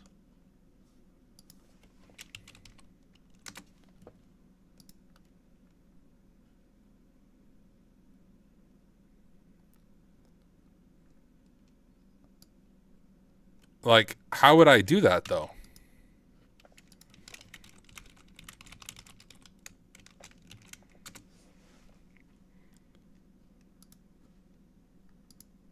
The only directory I think we have is manual. Is there any way to execute code from the manual?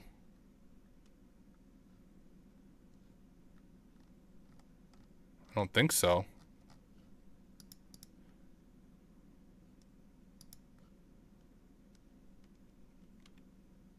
Oh, now I'm actually on the Apache website. Sitemap? Okay, how about, is there something in the sitemap for exploiting the server? I'm not seeing anything about exploiting the server.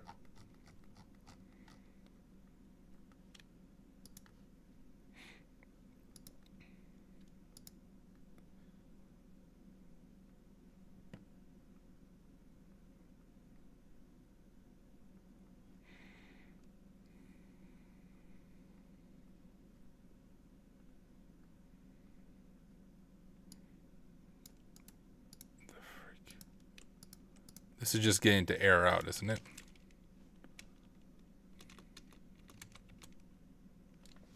Yeah, that's what I figured.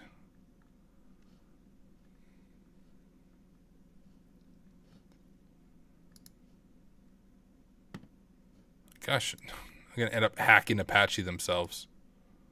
Oh, when I click those links, they all go to that.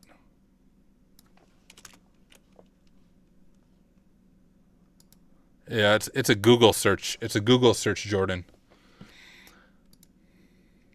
Not a regular search. What the heck? One would think there'd be a vhost or a directory. This is all we have open. All right, I guarantee it's something very simple too that I'm missing. I'm just trying to think before I click guided mode and see what the hint is.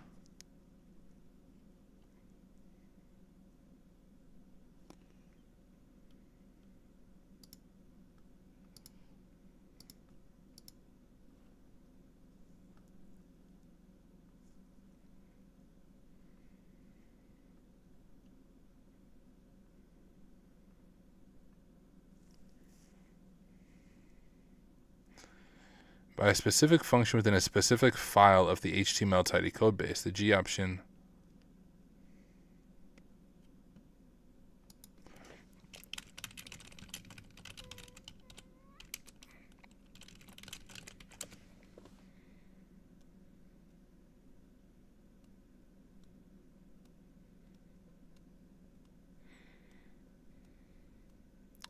Yeah, that's kind of what I figured. Yeah, so there, but it doesn't accept it.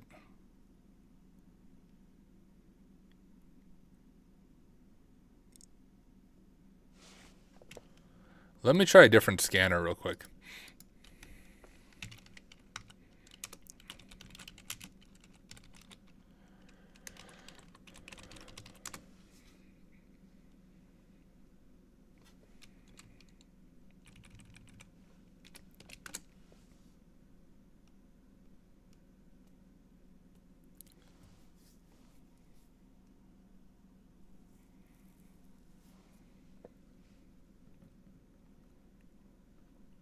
Okay.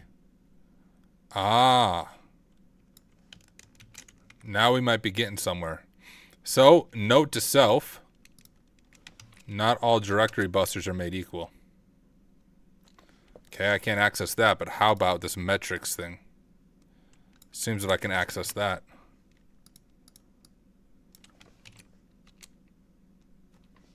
Boom. Okay.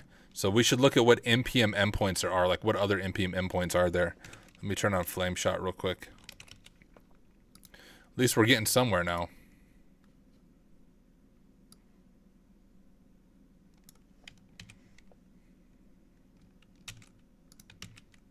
All right, let me jump back to my notes.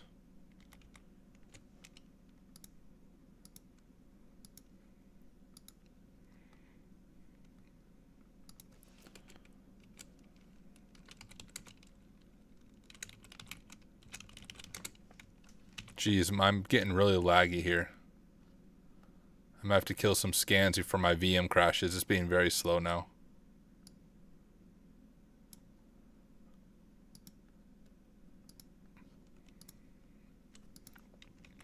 Or some browsers or something. I must have too many things open. I guess I don't need this calculator open anymore, do I?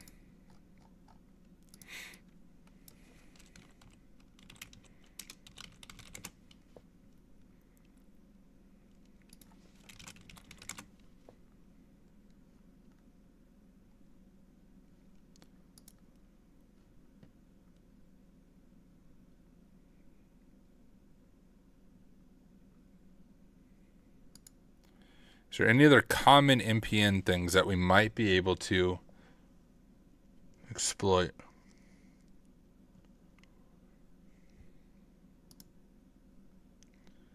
As this doesn't do a whole lot for us.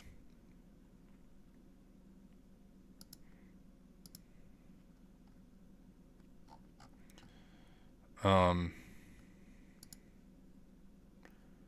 what the frick even... What's this endpoint even do? Let's check it out.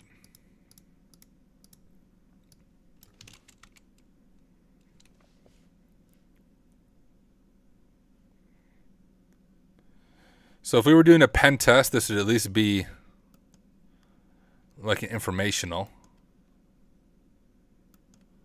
There's no reason to have this exposed, I don't think. Jeez, this VM is going to die.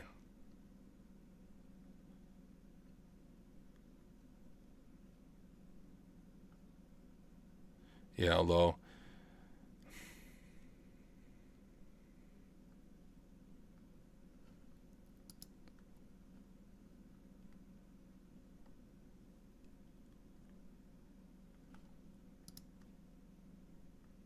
All right, I'm going to close out this tab just so we don't kill it. Common...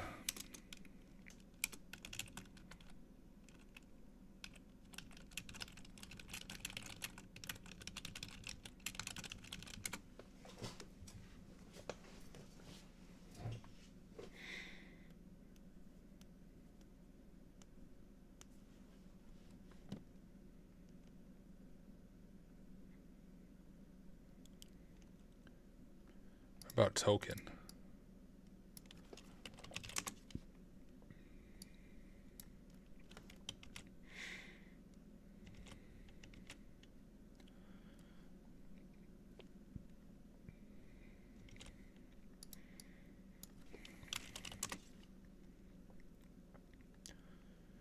No.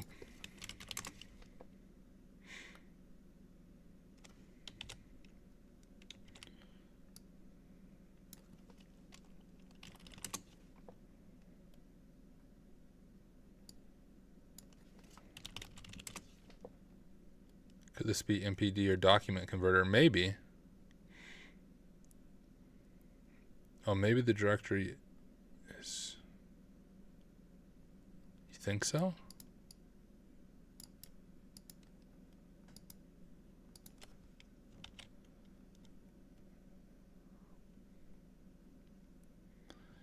You know, I guarantee you guys I'm missing something obvious here. I just don't know what it is.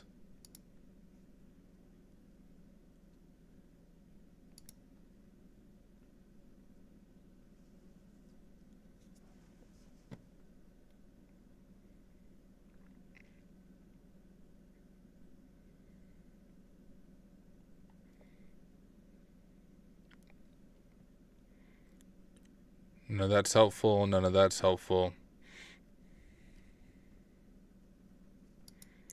Use Fearox Buster.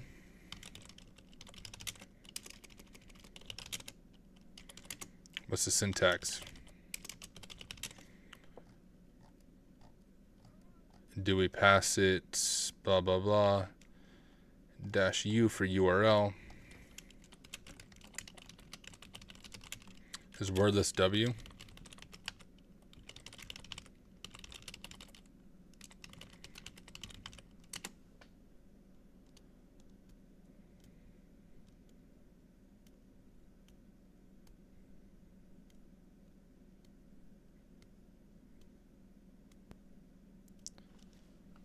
Dude, this is confusing to look at the output.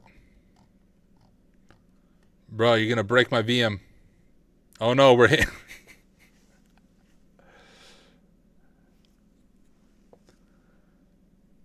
My VM's gonna die.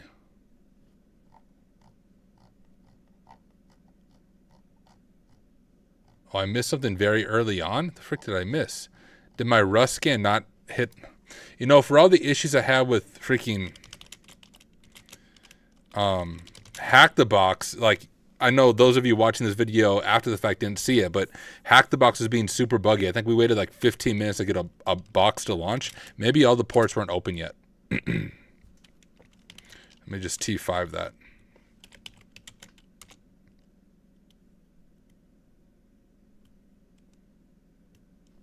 I swear, if there's a port that wasn't open when I initially scanned,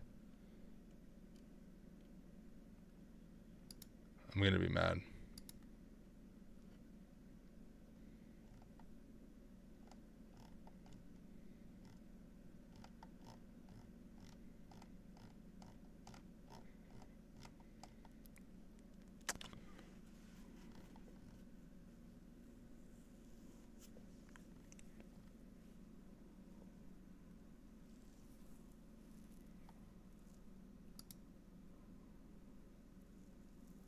The frick.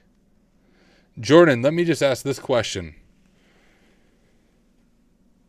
Did I miss a port? Because I'm not going to wait 27 freaking minutes for InMap to scan. If it's not a port, just say no. If it is a port, oh, it wasn't a port, you might want to run for fuff again. It was a virtual host? How did I miss it? Honestly.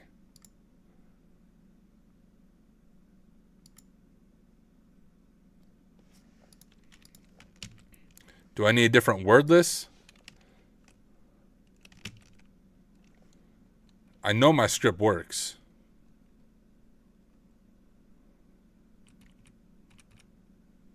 At least my methodology was solid.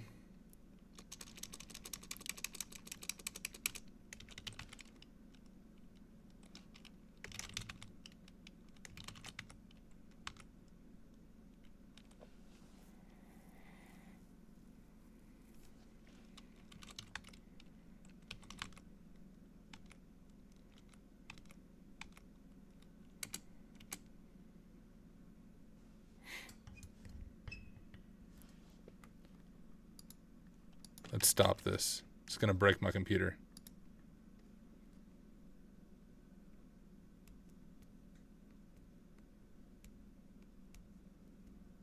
It's too big of a word list.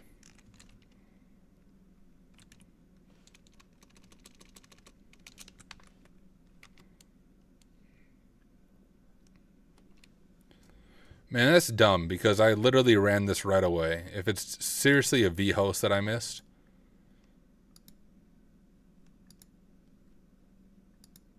Lame. Alright, what's the vhost I missed?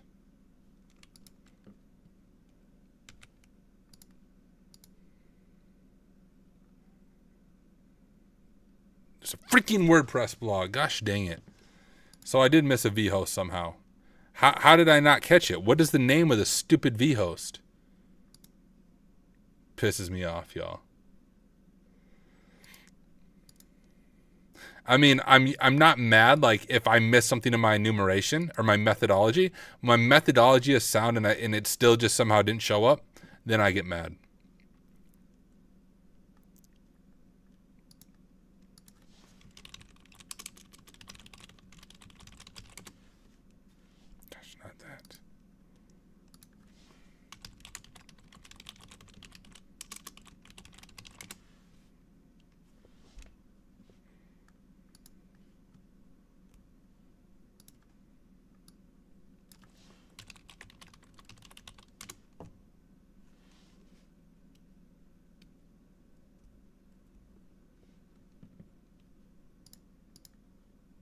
All right, Jordan, tell me what it is, if you don't mind. I want to troubleshoot why it's not coming up for me by looking through the word list and see like what word is it. News?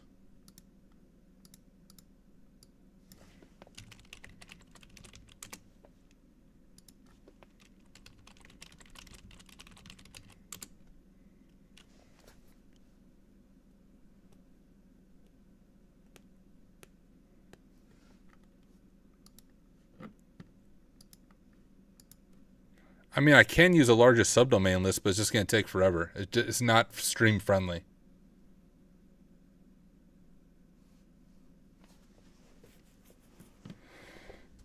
Because you can see, even with this 20,000 word list, we're only at 4,000 right now. It's Office. You have to be freaking joking me.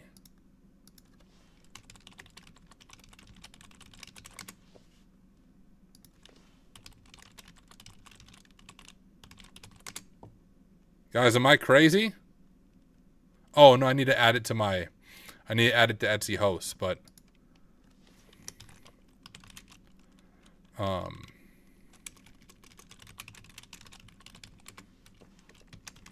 going to look through these word lists and figure out why I didn't find it, though, before I move on.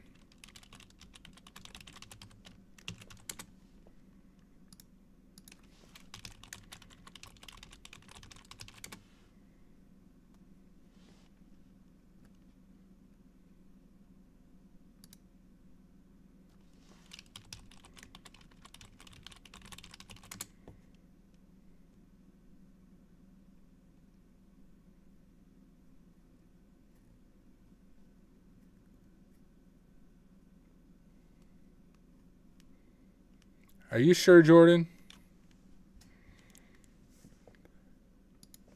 You know, for all I know, the thing is broken anyways.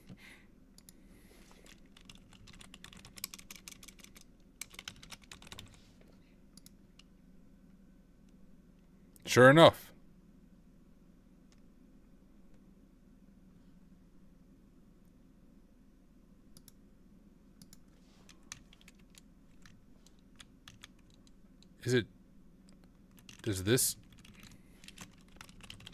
Does that matter?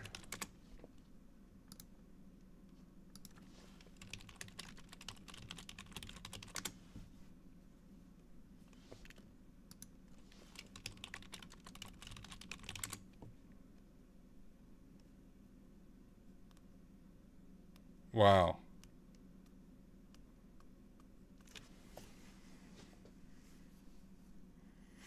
How would you know to do dot paper?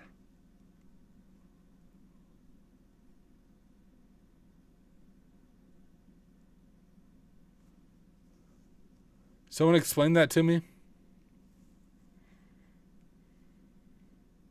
Because generally looking at is dot paper even a real freaking...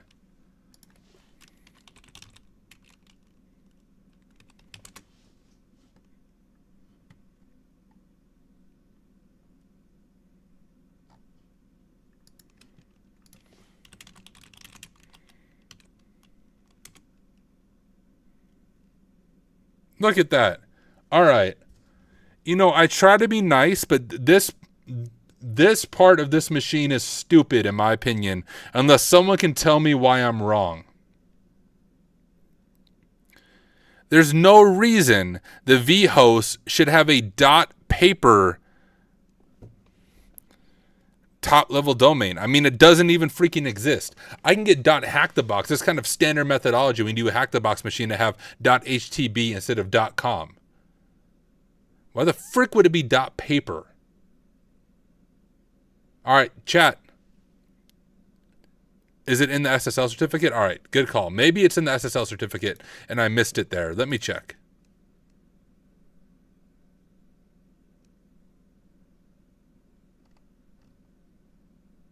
No.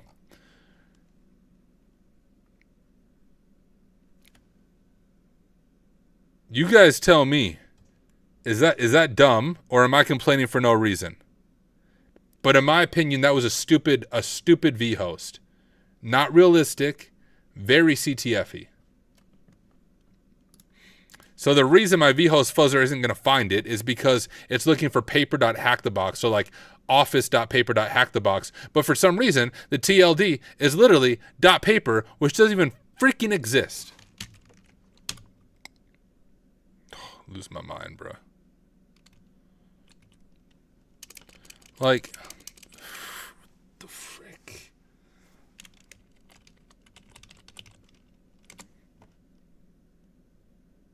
See, that would probably find it eventually. It's in the source code? I didn't see it. No, there's no comments in the source code about paper.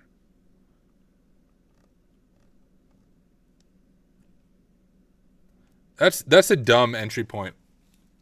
Sorry if you're the creator of the room and you watch this part of it. Maybe the rest of the room's awesome, but my feedback for the first part, don't do that. Don't make it puzzly just for being puzzly. But Hack the Box is usually really good about not allowing that kind of entry path. That's why I'm like, what am I missing? What am I missing? Because generally, Hack the Box machines are very realistic. They don't throw in silly freaking crap like that, a dot paper TLD that doesn't exist for your vhost.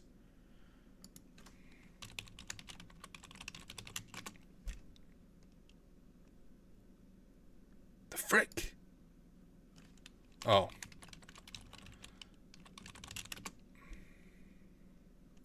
Dumb. Whatever, we'll run with it. So once again, guys, the difference is like you could probably find a YouTuber going through this room in 15 minutes. They don't show what I just went through there, and they don't explain why it's a dumb entryway. Like that, you do that in pen testing. You freaking office.paper. You want to know the number of times I've seen that on a pen test? This number of times I've seen that on a pen test because it doesn't exist.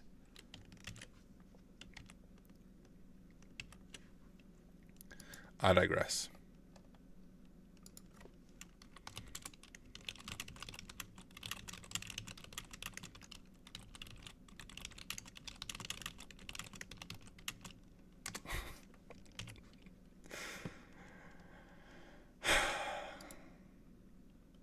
All right.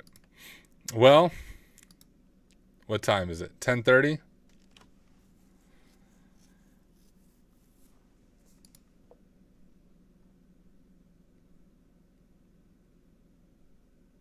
Okay, we have some interesting information here. Just looking at, I just clicked, I saw there was a comment. So let's grab a screenshot of that. Jump back to our notes.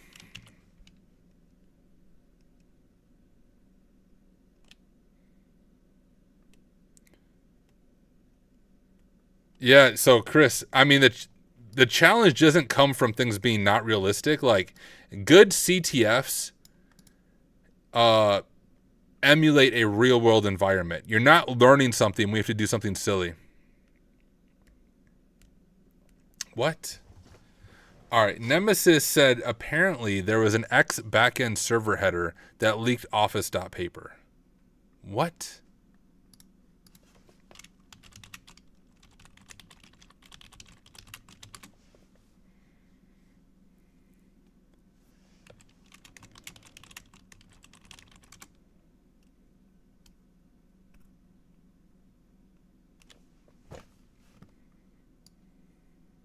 Right there. All right, that still think it's dumb, but at least I see the reason behind that now. They wanted to teach you to look at server headers to see what you can find. Okay. I don't fully take back my comments because I still think .paper is a stupid TLD, top level domain. But at least there was a reason behind the madness. Let me just add that to my notes.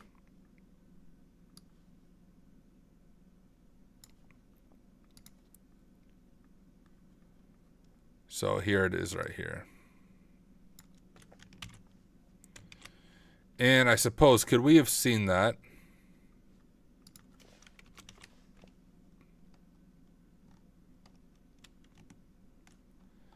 If I would have just proxied it through Cato.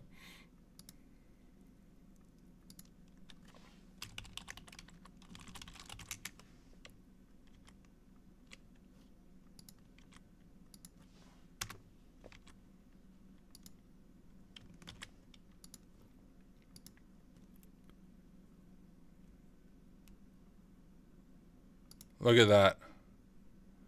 All right, so listen, note to self. Just start proxying things right away. Now, that is real world. Whenever I do a web app pen test, I proxy every single request. Like from logging, well, just going to the web server, logging in. Like I take every request, send it to repeater, and then look at it, which is good pen testing methodology. I didn't do that for the CTF. If I would have done that for the CTF, we would have noticed it right away. There's this backend server of office.paper. So that's another way to get that information. All right. I feel a little bit better now since it wasn't as random as it initially appeared.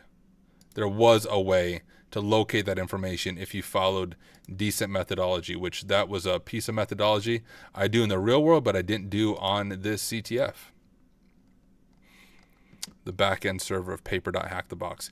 Anyways, we have a piece of information here when we look at the comments. So we have username enumeration.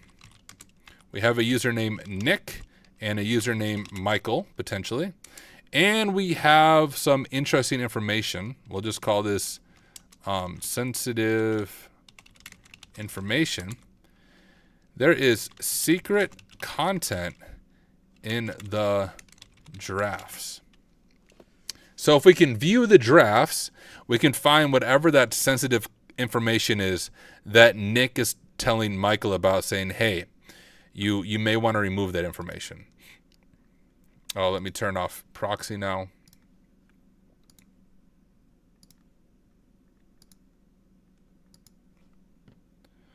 I am so sorry, everyone. I wanted everyone of my friends, but Jan didn't let me. So other employees are added to this blog are now removed. As of now, there's only one user in the blog, which is me. Just me. Is that Prison Mike? Okay. So actually, his name isn't Michael. His name is Prison Mike.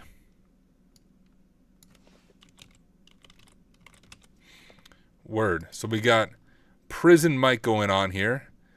This is the first post on the official Blunder, Turf, and Scanton Branches blog.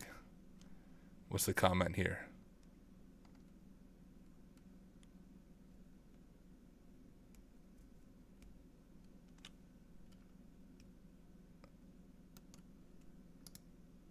Beautiful. Yo, what up, Tyler Rake? Thank you, my friend, for stopping by. All right. So a few common things. Or is it login.php, I should say. We'll have a login form there. We have Prison Mike. And we have username enumeration. So we know Prison Mike is the right user,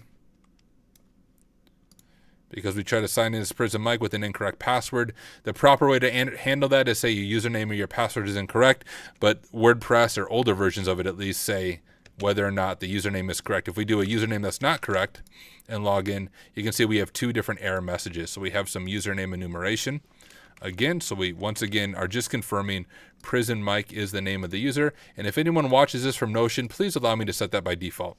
I don't want it in the middle.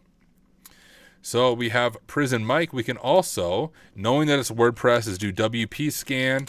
If we look at the syntax for WP scan, I think we just pass it the URL. URL, HTTP, office.paper. Nah, YOLO, we don't need to update. This will see if there's any vulnerable, you know, didn't Nikto discover this at all? Just popped in my head. I don't think it did. But this will see if there's anything vulnerable about it. We have the WordPress version, right? So WordPress 5.2.3, we can look that up right now.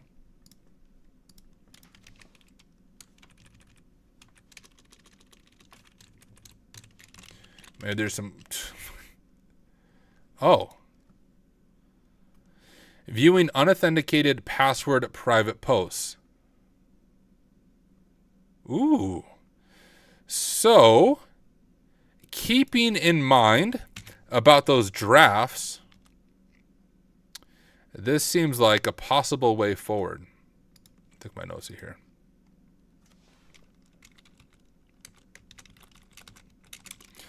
That allows us to read private posts.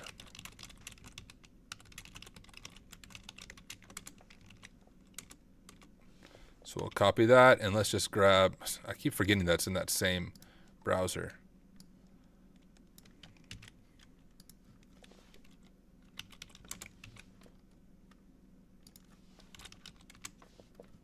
So we know that adding static1 to a WordPress URL should leak its secret content. Word, literally word, as in WordPress. Let's see if it does it.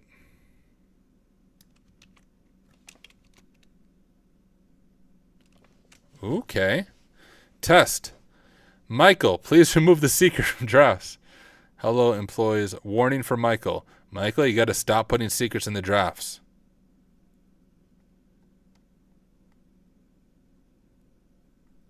Ah.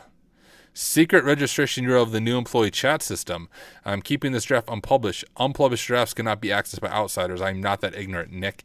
Also, stop looking at my drafts. Jeez. All right.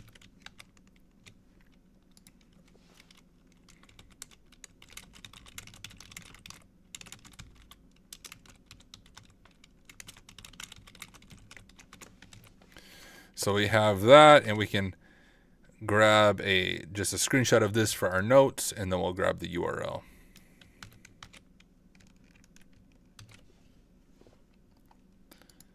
All right, we'll make that a little bit smaller. And then, of course, Notion is stupid, so it tries to do that. All right, so we have a secret thing here.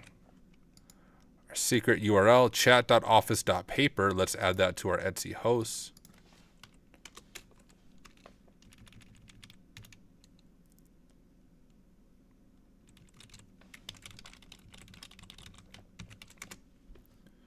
Was there anything else found on our WordPress?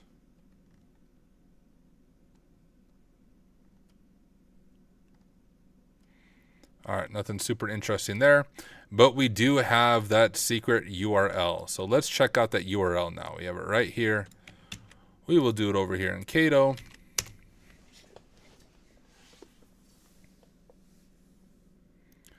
Okay, we got Rocket Chat going on here.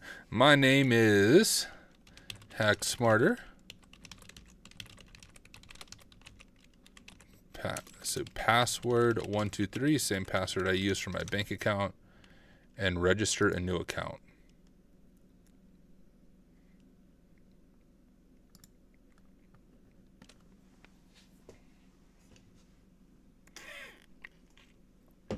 Welcome to Rocket Chat. The rocket.chat dash blah blah blah blah. I thought you used OneNote for note taking. I kind of have note taking ADHD. I go from different note taking things all the time. Oh, we're getting a ping. I feel like I'm in Discord. Here, let me turn on my desktop audio.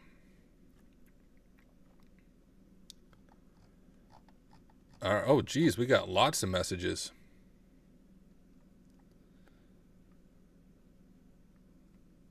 Oh, we have a new...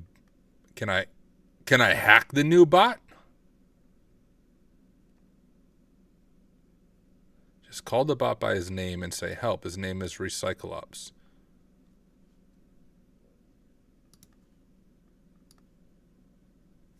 You know, let's check that out.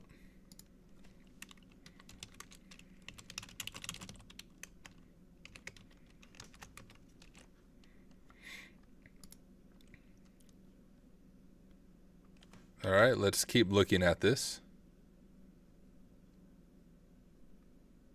Hello, I'm Recyclops, a bot assigned by Dwight.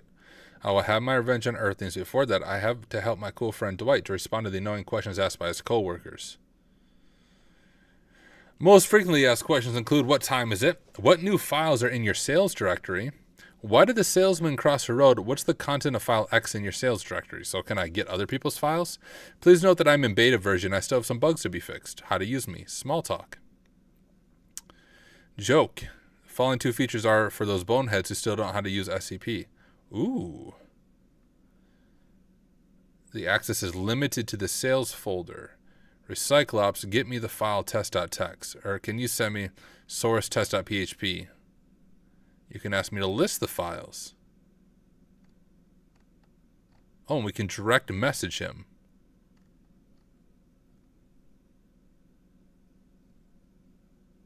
Okay.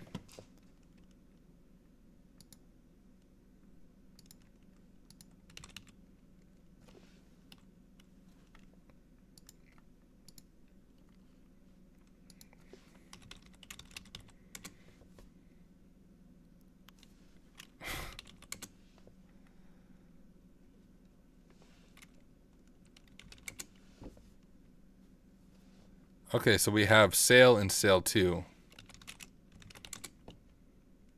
Freaking scrub. Oh, that's a directory.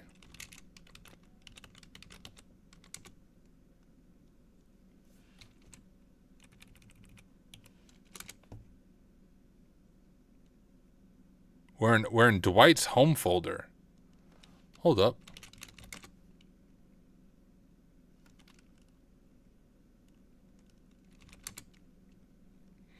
So in Dwight's home folder, if I'm understanding this correctly,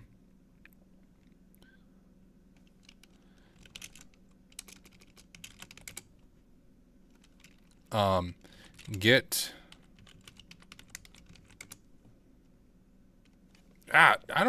what's your command syntax, you stupid freaking robot?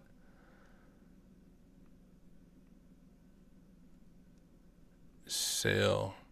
Okay.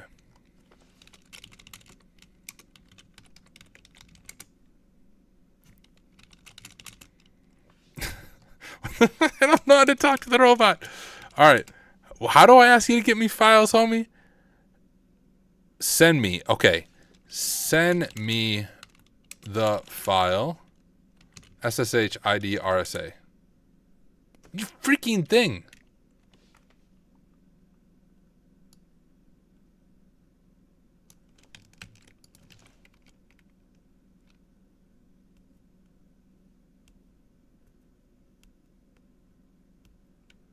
Yo, when I do... ah!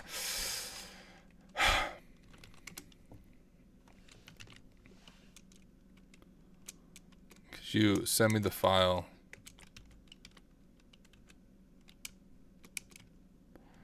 Can you list...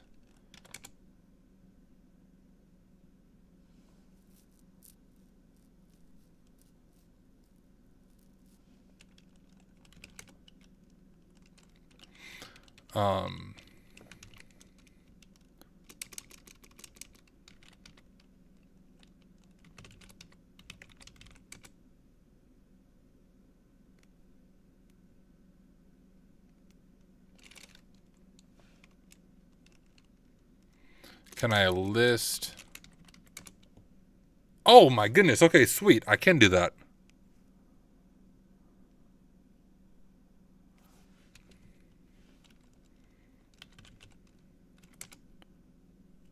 Okay, we got nothing necessary. Well, you have user. Let's just grab user real quick.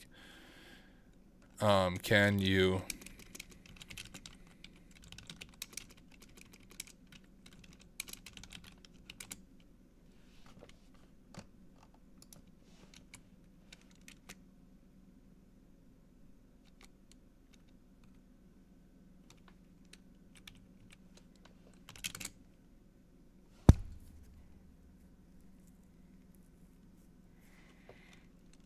Bruh.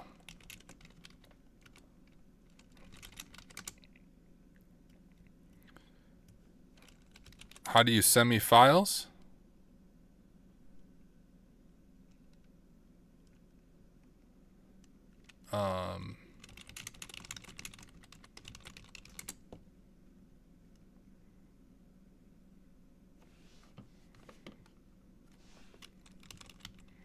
Cycle ops file. Well, maybe if I use the right slash, I'm thinking I'm in Windows. Oh my goodness.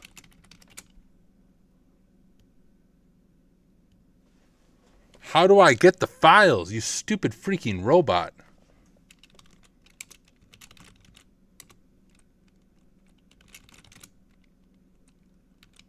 Okay, can you do like... Does this work?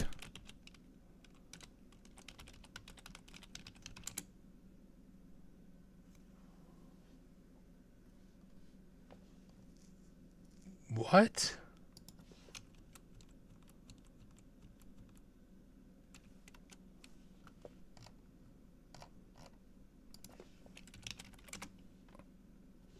Why does my command not go through? Oh, is that just like showing me that previous command? Get file.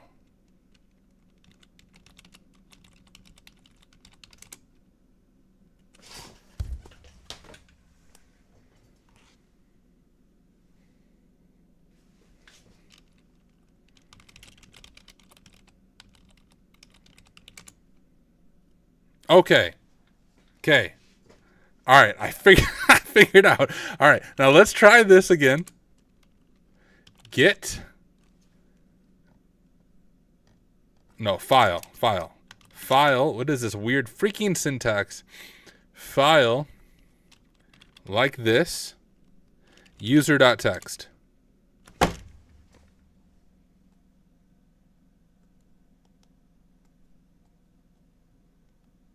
You stupid robot.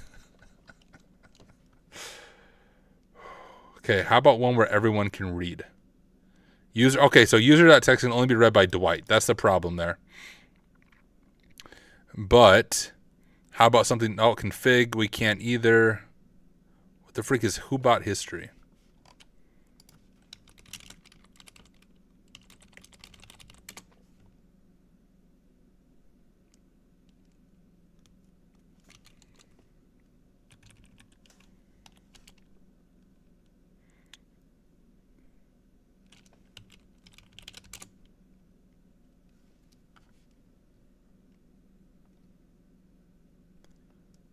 What's this bot restart? Maybe there's creds in there?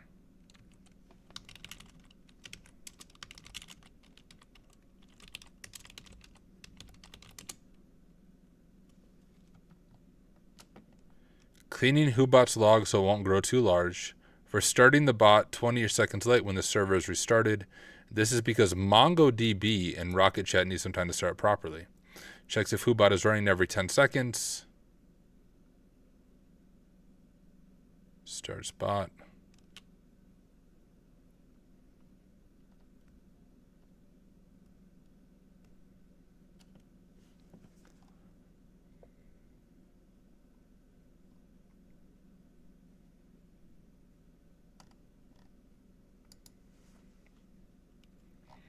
What's the syntax file?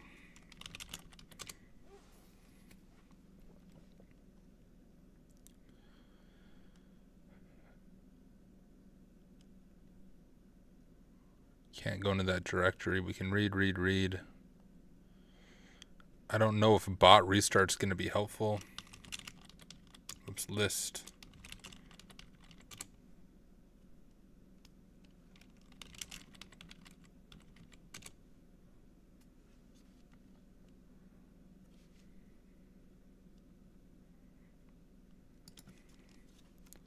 I'm going to copy that command.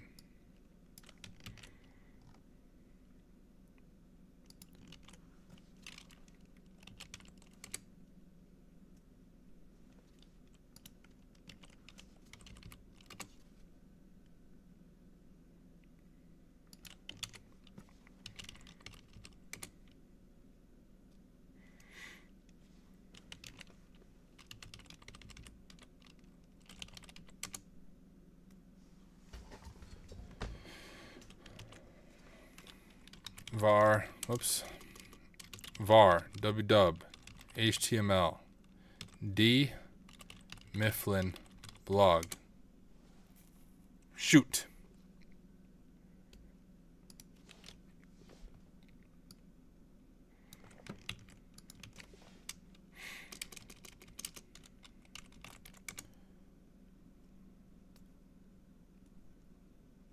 I don't think any of that's helpful.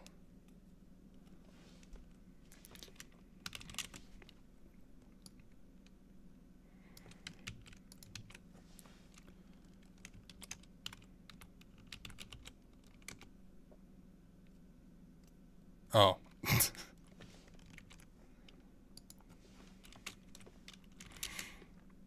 I'm thinking we might be able to get like command execution with this bot.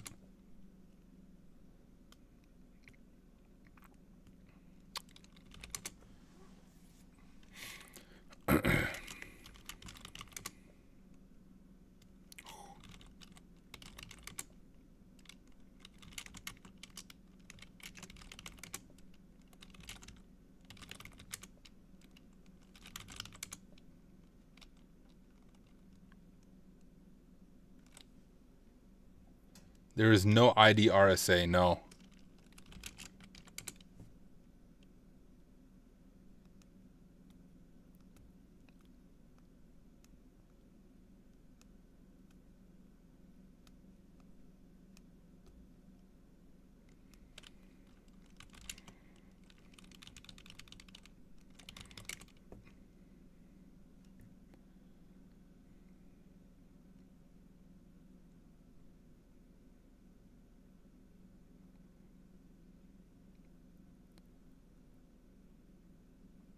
Huh. I feel like we need to get code execution. You know, maybe I'm overthinking this. Hold. First of all, you go away.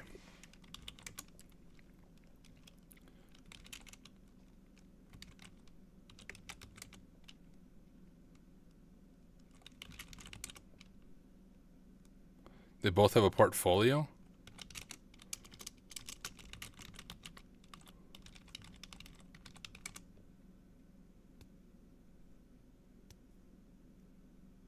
Why is it doing it twice every time I ask for a command?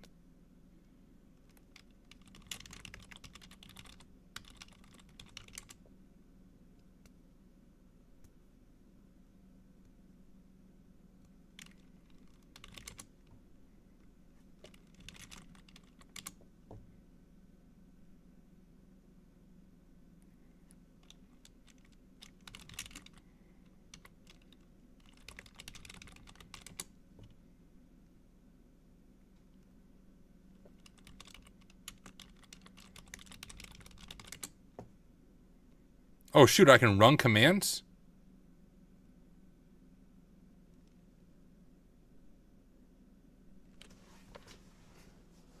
Hey, Red Blue Team Learnings. Yeah, I'll give you a recap because I think I just broke the bot.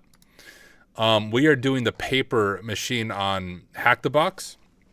We discovered a web server at office.paper, which is a WordPress site.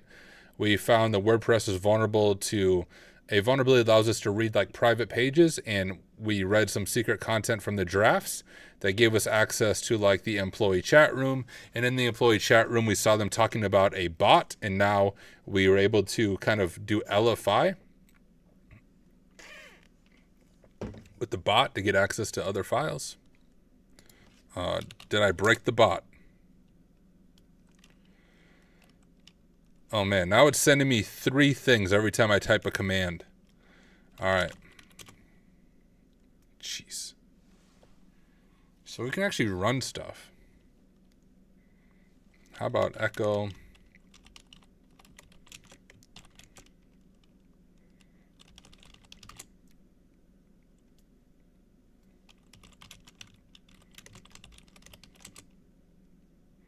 Oh, shoot. Ooh, alright, we have code execution by the run command. I just guessed that, and I'm glad it worked. Now, I don't know why it's telling me 3 times every command I do.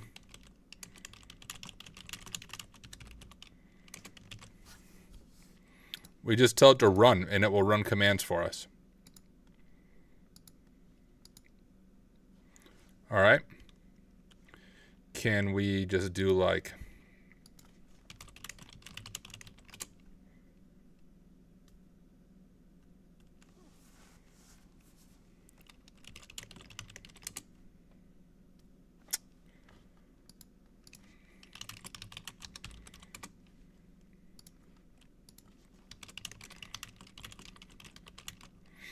.10.10.14.12.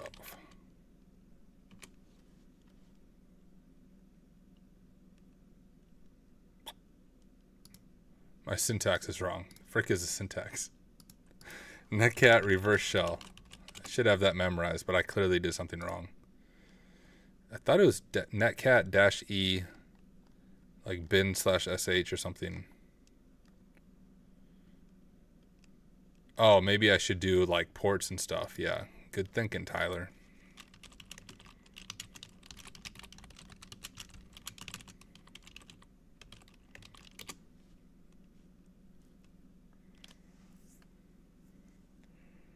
It's trying to like...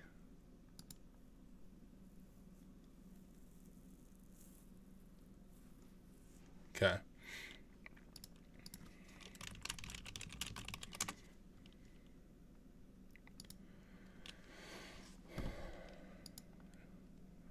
We should just be able to do something such as... Let's try this one right here.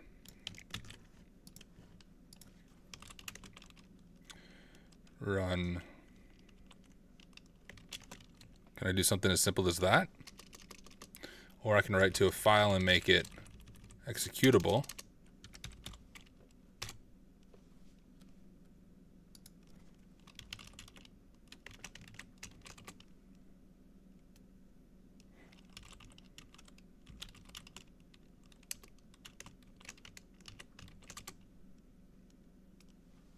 Okay, so we'll echo it.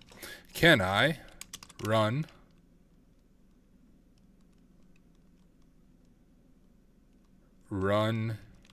echo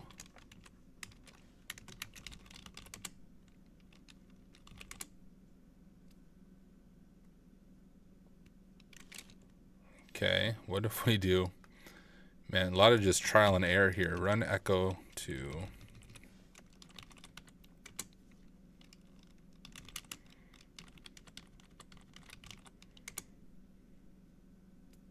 sweet. So I see it right here, test.sh. Oh, and it's running as Dwight. How come I couldn't access Dwight's stuff before?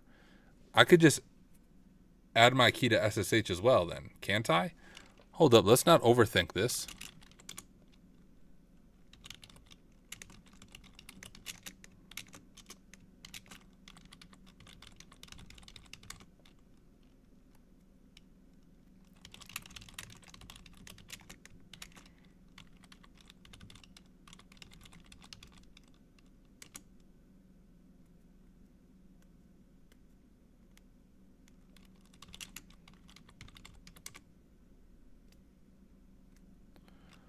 What?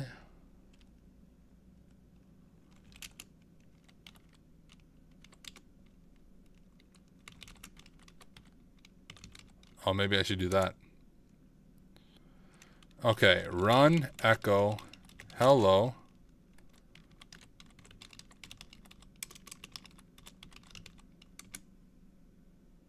Beautiful. Now list. Oh, not beautiful.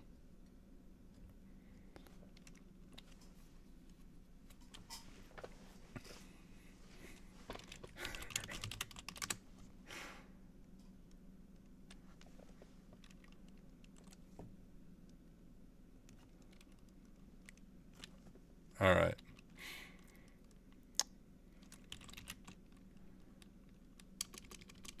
Let me go back to what I was trying to do. Run. Well, first, is it list? All right, run change mod plus X.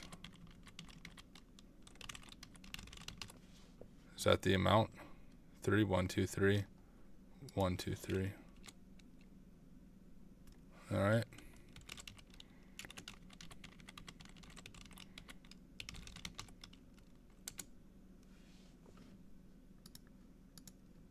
Frick.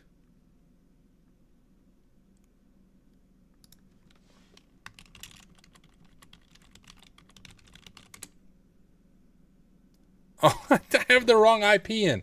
Oh my goodness, Tyler. Freaking don't be dumb, dude.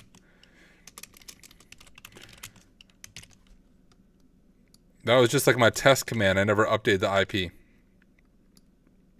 I bet this will work though. I'm probably overcomplicating it, but you know what? I will get a show.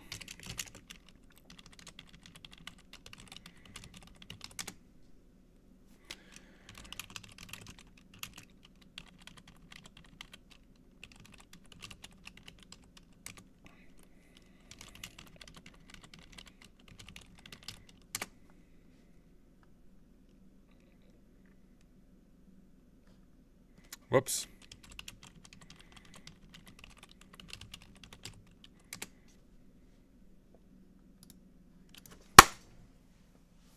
That's what I'm talking about, ladies and gentlemen.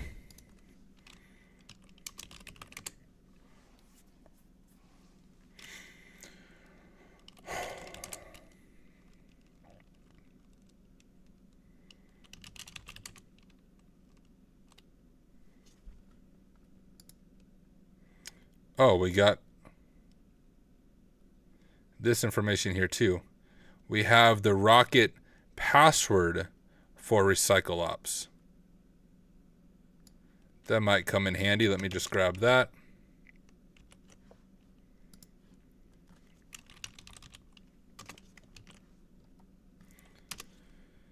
I knew eventually I'd find a way to do it.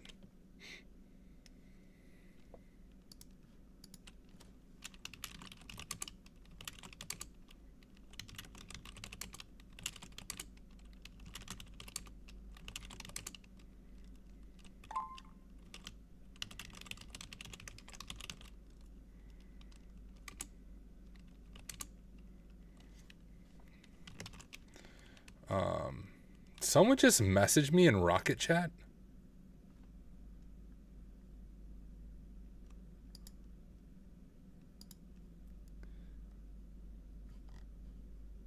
What did I hear a ping for?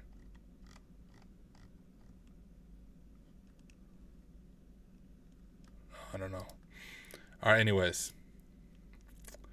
Let me just get SSH access. Make my life a little bit easier. Cat home Tyler SSH ID RSA dot pub. All right, this works just fine.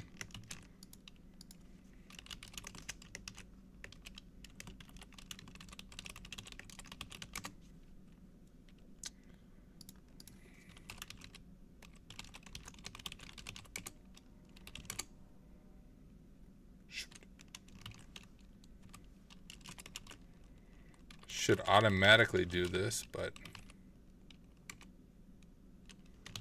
all right, so I can't do it that way. Well, we have that password. Maybe he's just doing password reuse. That password that we found for the bot, maybe that's the same password Dwight is using for his account, possibly. Okay, sweet. All right, we have access as Dwight now. Beautiful. Let's just add that to our notes.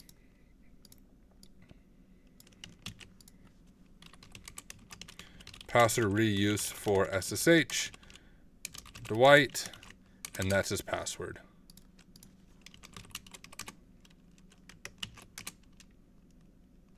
Okay. Let's look at this again.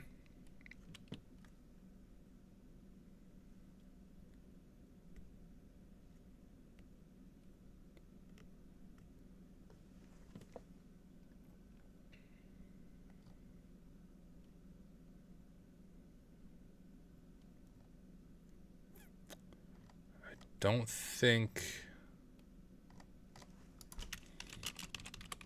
Does the bot like actually have an account here?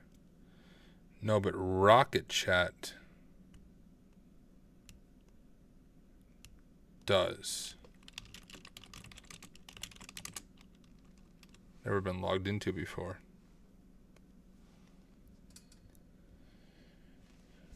Oh, those are the creds you found? Oh, I did it unintended way? Sweet.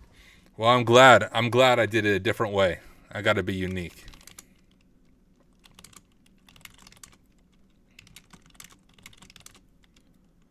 Let me, before I waste all my time, let me just linpiece this beast.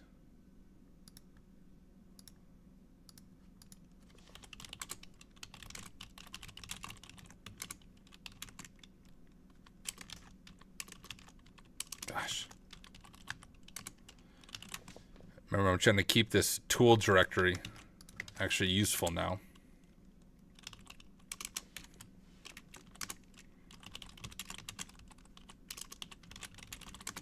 We'll hit this beast with linpiece. 10.10.14.12 linpiece.sh. Make it executable and run it.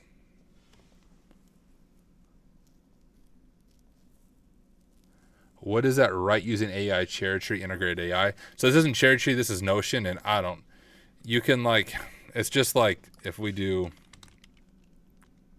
you can use AI to write. It's nothing too interesting. I don't even use it. Nemesis, I'm not sure when you said that, but yeah, sudo-l doesn't seem to work for this user.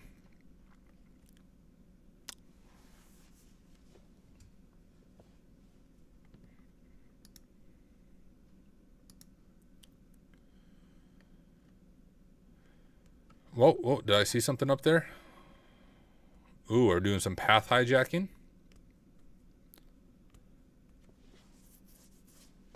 I think so. Let's see if we can remember. Sudo might also be vulnerable, but...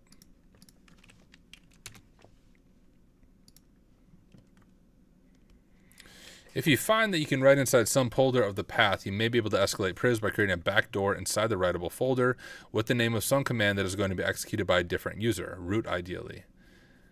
But what, do we have a command that will be executed by the root user?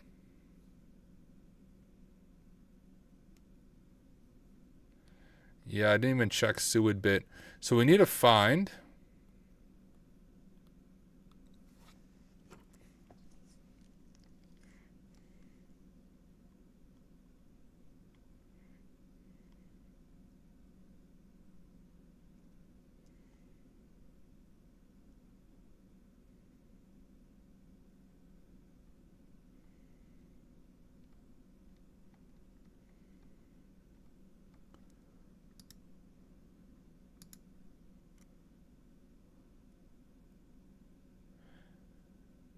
do you create a new Notion book for each room? I do, yep.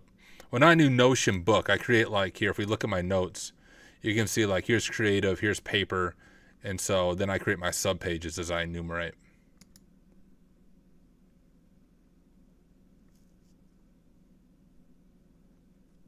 Not entirely sure how helpful that is with our current setup.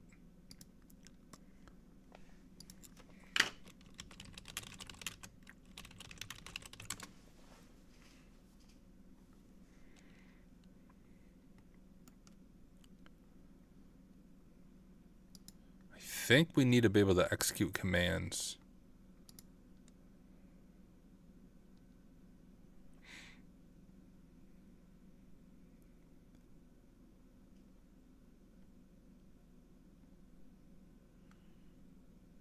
Yeah, so like we need to be able to hit a command that runs as root by default.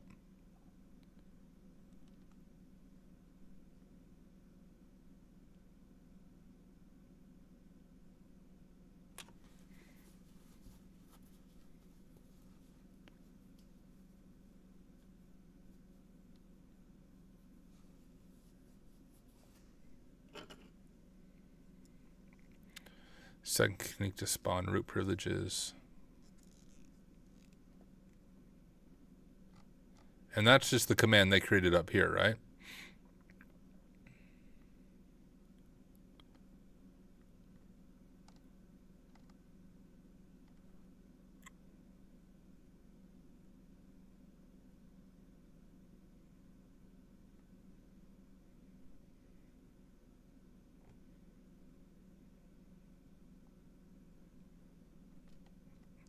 Maybe I just don't understand path hijacking, which I don't. I'm always confused when I'm looking at it. Not wasting time. Search the file. So it needs to have suid bit though, right? Maybe some of these files do have the suid bit. Let's look through our results here. It should tell us.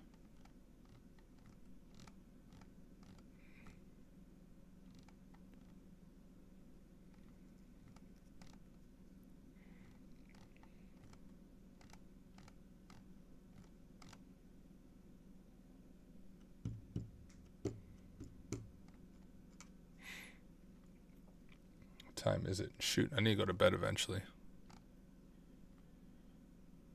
Oh, we have a cron job, but is that not just running as Dwight?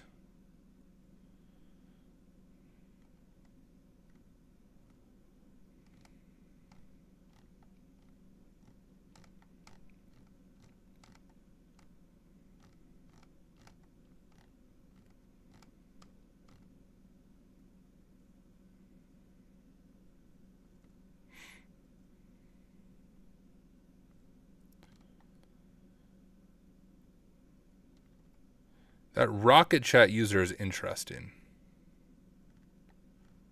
Can we actually log in as Rocket Chat? Is that the next step? Do we need to compromise Rocket Chat? Who the frick is that?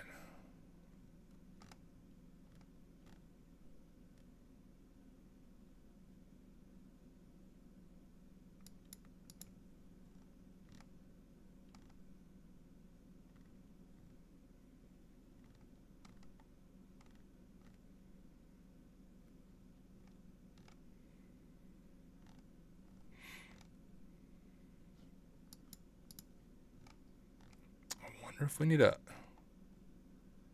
compromised Rocket Chat. Hold on, what's this stuff? Oh.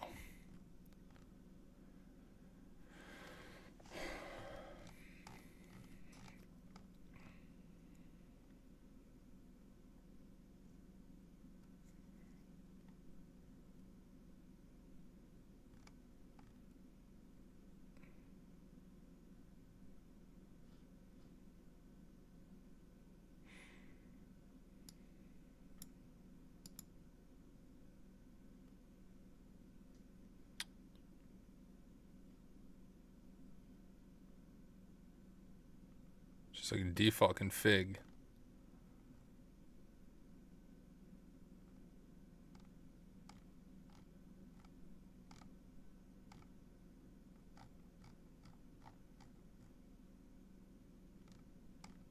This box from 2021. I'm not sure. Yeah, it probably is from 2021. I'm not even sure.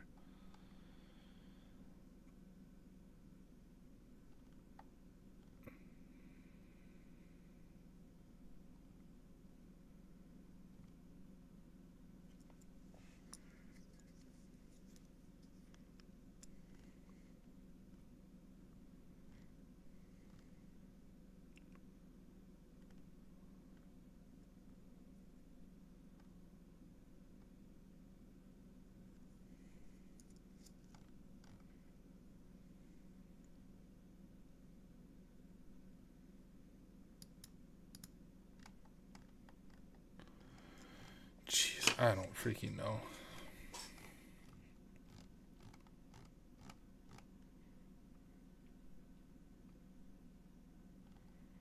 Then we can look at the Mongo database. We can try to get the Rocket Chat user. We can try to abuse the path stuff.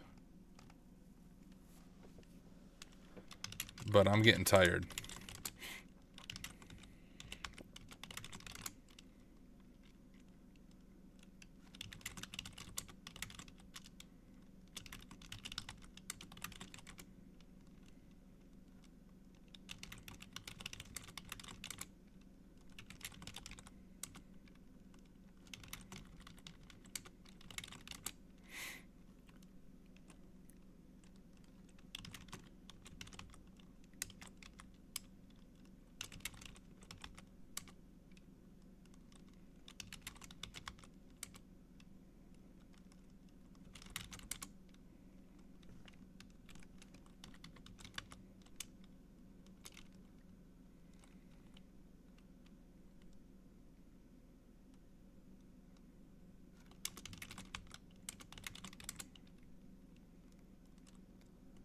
This is where we were at before, right? This who-bot, that's where we started at.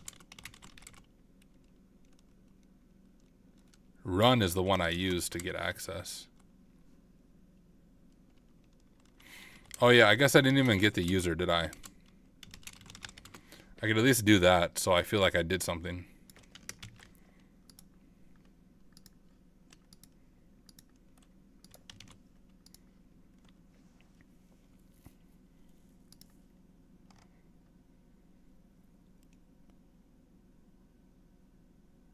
Am I just abusing sudo? Is that really what it is? It's like, what, 1 point?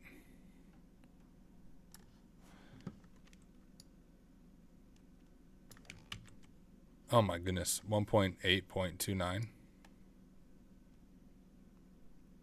I'll be a little disappointed if that's all it is. Usually Hack the Box's machines are a little more, like it's not just a kernel exploit like that. Oh man, it's on the tip of my tongue. Well, it's not going to be that one. That's 2023, although it will work. This is the one it probably wants us to do. I should have just followed my gut and looked at sudo. I was thinking, hey, they're not going to use a sudo version.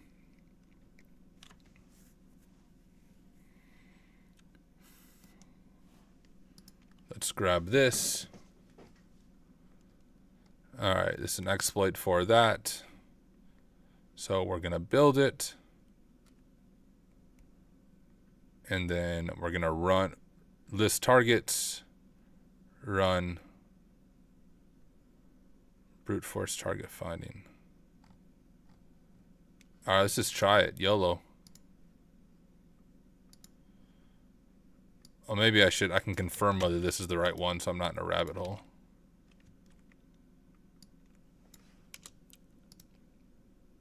Oh, no. Okay. I mean, it might be vulnerable to that CVE, but that's not the one it's looking for. There's probably a few different ways. Like, I bet this would work.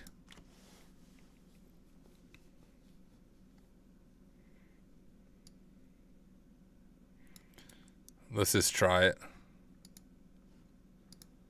Even though I know it's not the intended path, but technically it would be vulnerable, right? 1.8.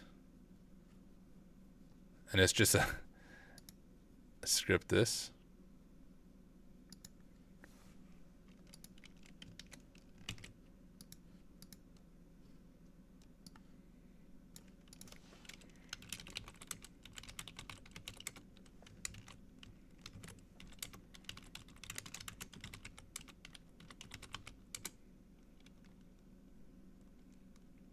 Trying to sudo.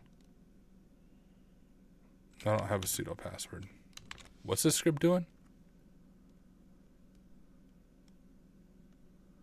Oh, it's just trying to get the sudo version. It's doing a test first. I see.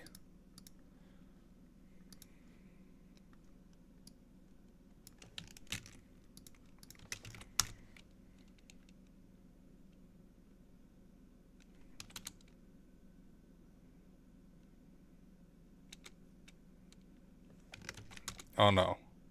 Okay, no, that doesn't work. All right. That's a different type of CVE.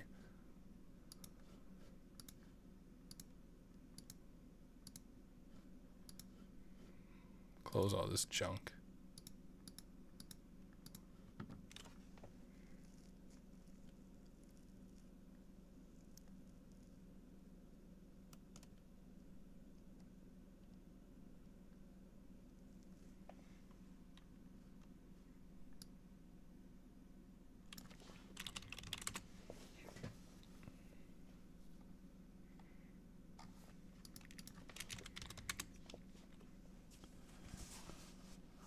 I would have thought it was this one. Did I just type it wrong?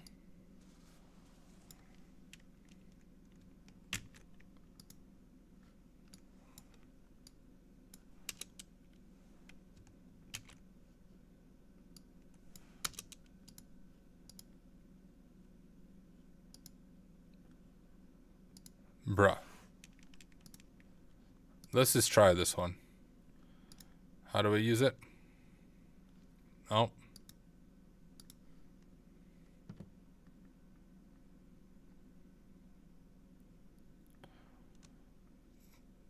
Oh, it's brute forcing.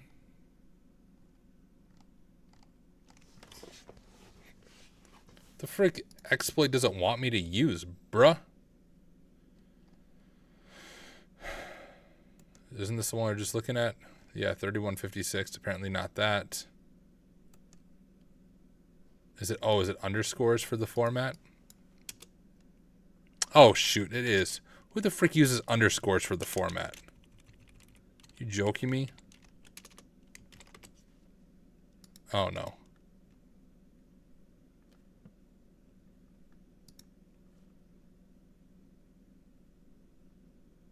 These are all 3156, 3156, 3156, 3156. They're all 3156, but that's not the right one. Does anyone know if I'm just typing it wrong in there? Literally every CVE is 3156.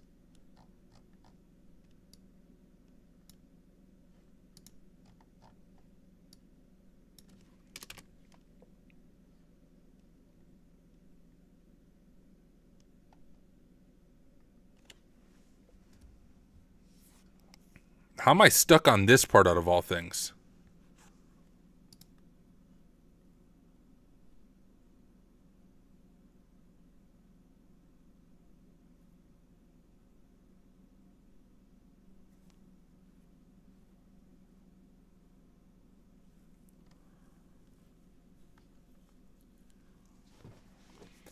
You said searching privilege escalation on DuckDuckGo's King? I'm guessing when this box came out, this was like, this would pop up all the time because it was a brand new exploit. Oh, is it pull kit? I gotcha. I wonder why that didn't come up on Google when I was searching. I bet it is this one, though. That would make sense. Yeah, okay. Man, DuckDuckGo's where it's at. I tell you what.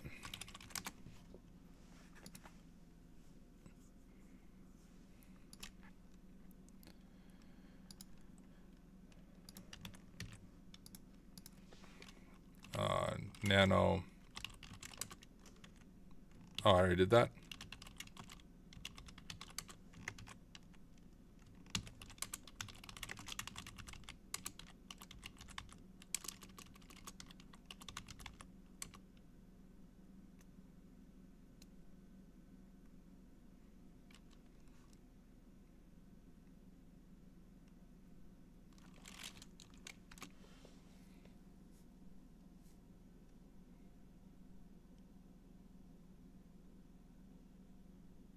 Boom.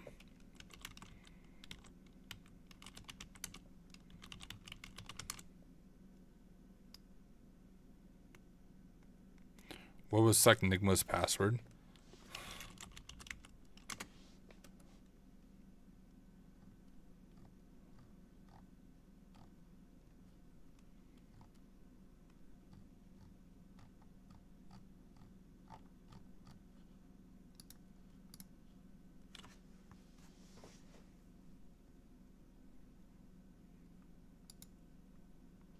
Enigma for the win. All right, I got you, bro.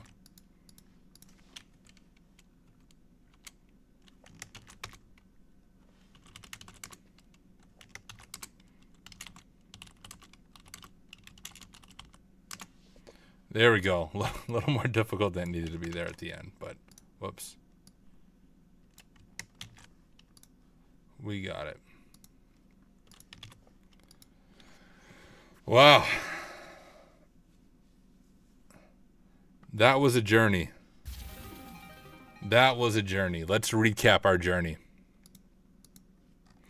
Let's see. I spent way too much time enumerating in the beginning because I was looking for vhosts, but the server was actually on office.paper, which is when I kind of rage quit and said, what kind of freaking TLD is it's .paper that doesn't even exist? Why would you have it at .paper instead of .hackthebox? And I thought you had to somehow guess it, But someone in chat said, no, it's in the X backend header. And sure enough, if we would have done a simple curl request and then looked at the headers, we would have saw it. Otherwise, I don't think I took a screenshot here, but in Cato as well was another way we could have saw that. If we would have just proxied our request in Cato, we'd have quickly found that backend server. Once we found the backend server and realized it was running WordPress, we saw this comment here from Nick that said, hey, you should remove the secret content from your drafts ASAP. So that told us, okay, we need to find some way to read drafts. Well, we used WP Scan, which I don't even know if I still have it open. Oh yeah, we did. So we used WP Scan here, and we saw that it was running WordPress 5.2.3. WordPress 5.2.3 is vulnerable to revealing all hidden content if you use !static equals 1. When we did that, we could see all posts, including draft posts. And that told us, hey, here's a secret registration URL of new employee chat system, chat.office.paper. From there, we discovered this bot, and after much trial and error and enumerating and trying to dig into like what the heck is going on here, I just randomly said, can you run? Like, I think it was a different command, like run echo hello, and sure enough, it worked. So we could get RCE by doing run, and I don't have the steps here, but I literally just echoed in a typical bash reverse shell, made that file executable, and then got a shell as recycleops. When I had recycleops, I saw that we had an environment, so I just catted that out, and that gave me this password, Queen of Blades 23.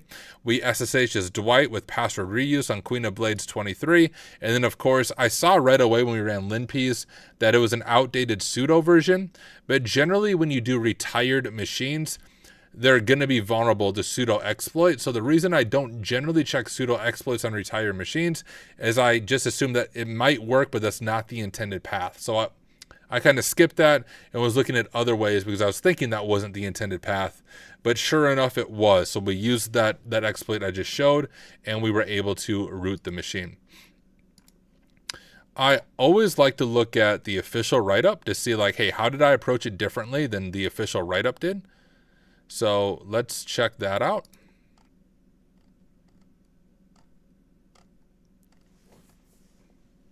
So they did it with burp right here. All right, so they discovered all the stuff I did. Instead of doing Wappalizer though, I used WP Scan, and I found 5.2.3. Yep, I found the same CVE. Main account on Rocket Chat. Yeah, sure enough, I did the same thing. And file, list, etc., etc. I'm curious about this part.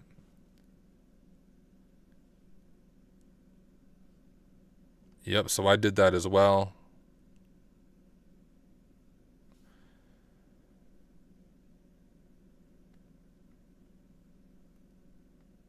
Oh, so they just looked at whobot and found the environment file. So mine was an unintended way. That's cool. I'm glad I did it a different way. I got a reverse shell and then got into it. What about 0xdf? His stuff is always excellent. How did he do that part?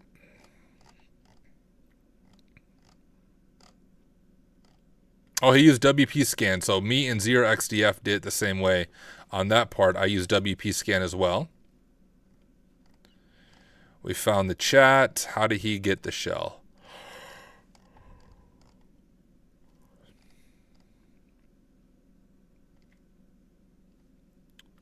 He tried the same thing I did. Look at that. So even 0xdf didn't do it. Did anyone do the runway?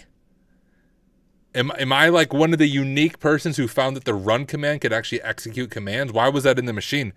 Hack the box paper walkthrough. Let's see how a few other people approached it. I just want to know if anyone else did the way I did it, or if my way was legit unique in the way I did run and did a reverse shell right away, and then pivoted over to Dwight.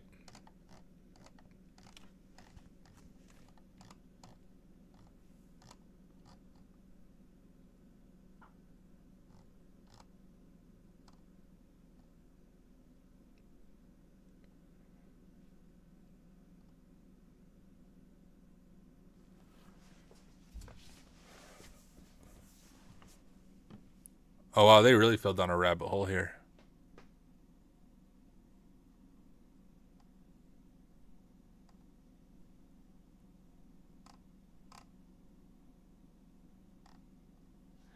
Dude, yeah, I think I'm the first person. Maybe not the first person, but I don't see anyone else doing it the way I did it. That makes me feel accomplished. Did you try run, homie? No, okay, sweet. I'm gonna take credit for that unique attack vector there of using run.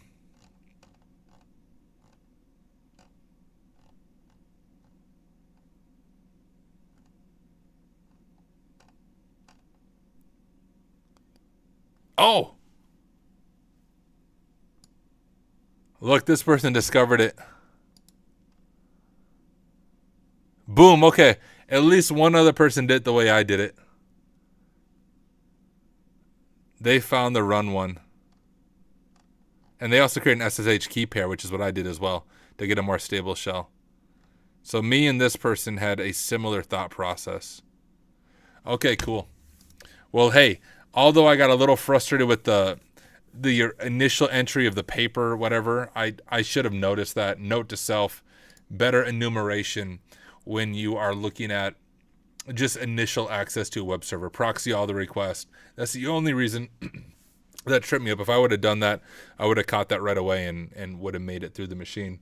But hey, we are at a little over 3 hours on this stream. I am going to stop this part for YouTube. So for those of you watching this after the fact on YouTube, hey, thank you for hanging out. Hope you found something in this long video helpful in my methodology, frustrations, and eventually working our way through it. I will see you guys in the next one.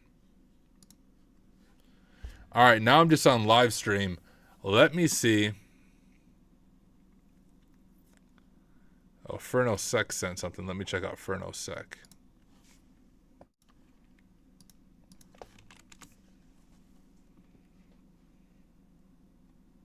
Bro, I don't know Spanish.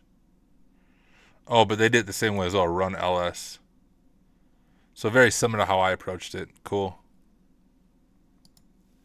Yeah, really fun box. Minus like the paper. Oh, I get the office.paper thing now. Now that it was in the server header. When I just thought you had to guess it, I was like, there's no way someone's gonna guess that. Let me get caught up on questions real quick or comments.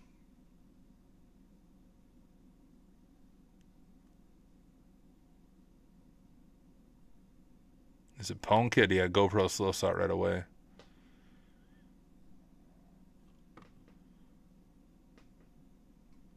All right, looking at YouTube.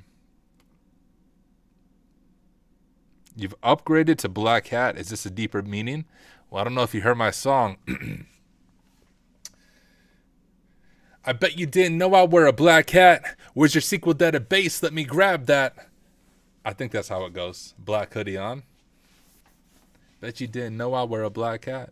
No, so like I usually wear this hat all the time. Like legit, if you guys ever find me in my day-to-day life, I'm always wearing all black. Like this is the outfit I wear every single day. My wife told me, hey Tyler, you need new clothes. So I went on Amazon and I bought like 6 black shirts and 4 black hoodies, all of identical style. So I literally look the same every single day. And I generally always have a hat on, this exact black hat on, because I like all black. I didn't wear it on stream because I thought wearing my hat on stream, I just pictured as like you would never be able to see my eyes and it would be like bad looking. But then one day my hair was super messed up from like boxing, I think is what it was. And I wore it for a video call and it didn't look bad. So I was like, sweet, I'm just going to wear my hat from now on too. And then I'm all black. So that's the story on the hat.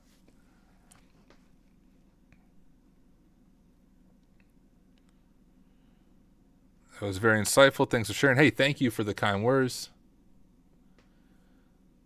Brother, do you have the note updated one that you can share on the OneNote? I have your note. Can I get the latest one, please? So my latest notes are kind of in GitHub. Let me show this to you. Someone from the Hack Smarter community compiled all my notes so they're easy to access and then also added their own notes. So if you go to hacksmarter.org, it's this right here. These would be my updated notes with the addition of my friend's notes in here as well. But hacking-notes.com. If you guys want notes, that's where I would go. You can see like, man, what's web hacking? What do we have here? Injection attacks.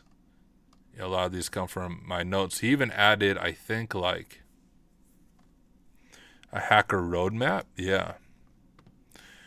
Which is based on one of my videos. So he talks about different ways of going through the hacker roadmap.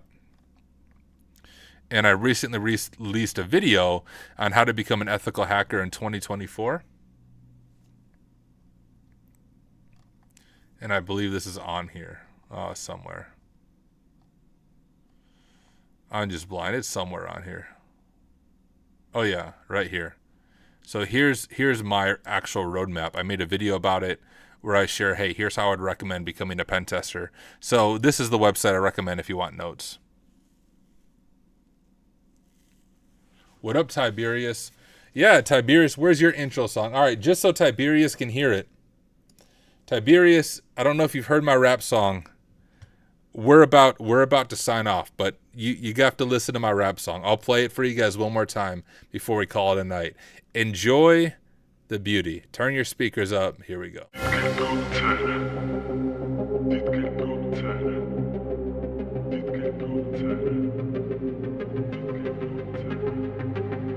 Optimistic beats.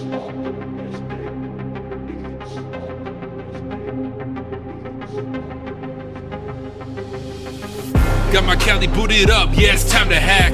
Got the IP in scope, now I attack. You likely don't know I wear a black hat. Where's your SQL database? Let me grab that. And all the people in the place saying play that. Even if your password's hashed, I'm gonna crack that. Let me go and pass that back with the fast track. We can think it's slow or fast, I got the hashtag. Even if it doesn't last, I'm gonna grab that. Every kind of persistence and I will come back. Responders gonna listen and I'll get that call back. Someone tell Eminem I'll never fall flat. Cause unlike all of them, I don't sound whack. I can rap, I can hack, yeah, all that. Cause unlike all of them, I don't sound whack. I can rap, I can hack, yeah, all that. Got the Cali booted up in my black hoodie on. Black hoodie on, black hoodie on. Got the Cali booted up in my black hoodie on. Get your terminals up as we listen to the song. Got the Cali booted up in my black hoodie on. Black hoodie on, black hoodie on. Got the Cali booted up in my black hoodie on. Get your terminals up as we listen to the song. This verse is for the career coaches. I really hope it hurts, cause y'all are the real vultures. You're lining up your purse that doesn't fit our culture.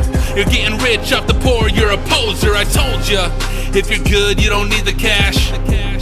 Now you're gonna feel my wrath. I just want you to see the fact that more than half these acts are just a money trap. So I will trash in raps, I don't want none of that. And I will smash with passion every scummy act. If you react with madness, you can run it back. And if you disagree, your thinking's incomplete. Because they're preying on the noobs in our industry. And here's what we can do to bring their misery. We can make them feel accessible for you and me. All the content that we make, we do for free.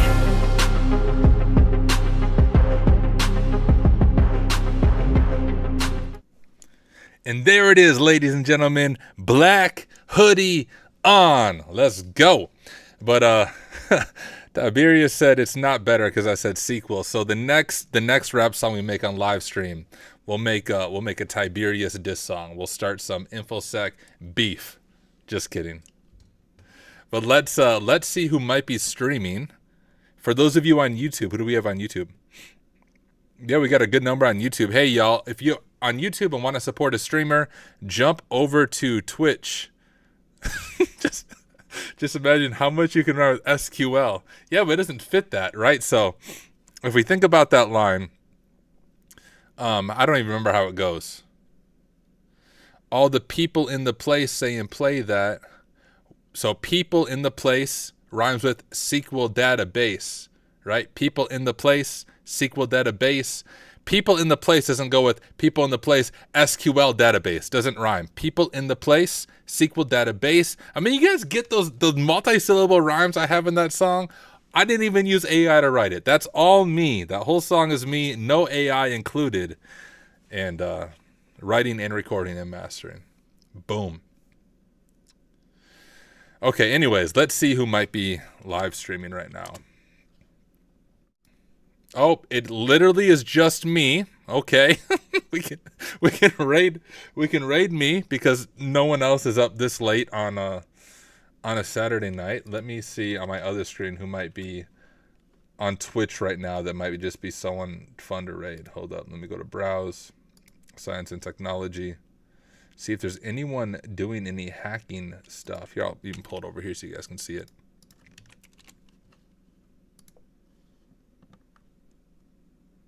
I made a Feet Feud song. Do you want to hear it? Yeah, I want to hear it.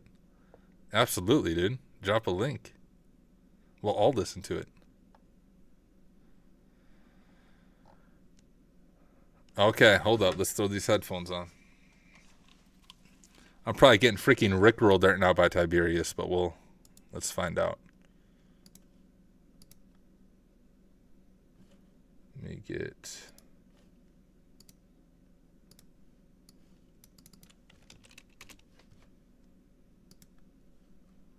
Oh, beautiful. All right, let me get my headphones set up. Let me turn the desktop audio so you guys can hear it.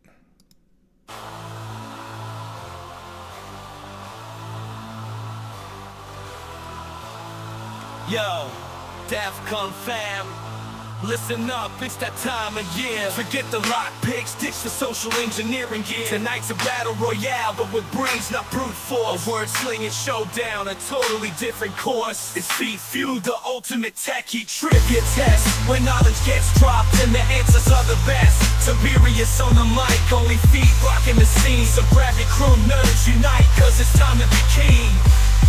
Survey says you're hacking the site. What port you go to?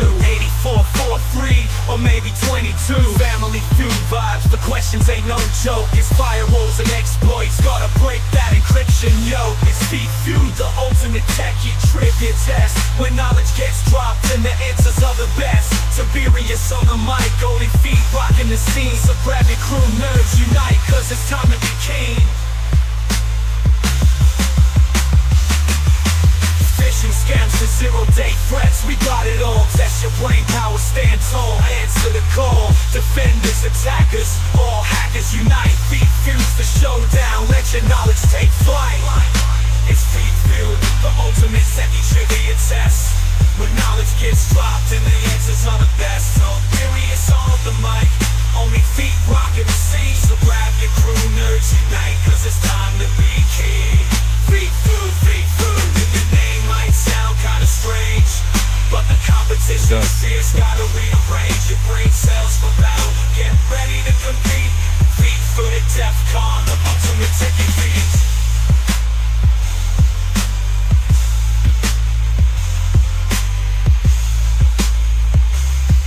Beautiful.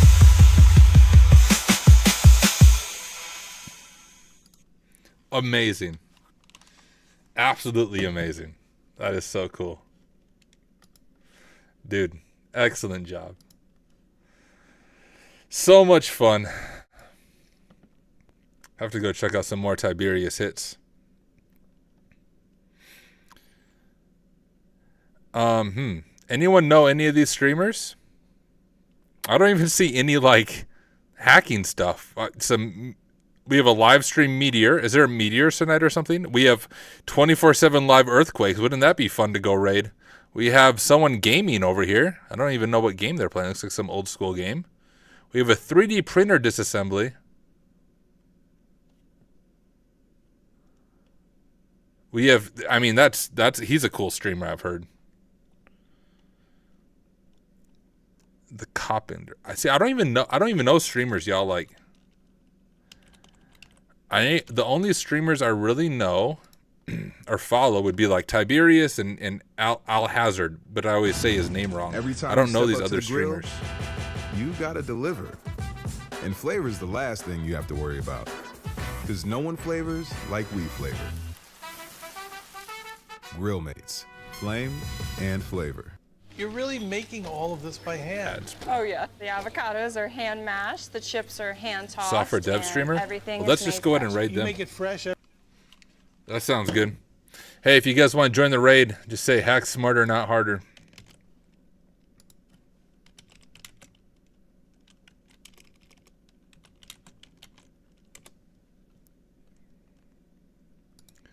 Come join the raid. Hack smarter, not harder. I'll give you guys a second to join up. Then I'm going to sign off for the evening. Thank you for joining me for the past 3 hours for all of our hacking fun. Thank you all for being here. We're going to do the raid, and I will catch y'all in the next one. Peace.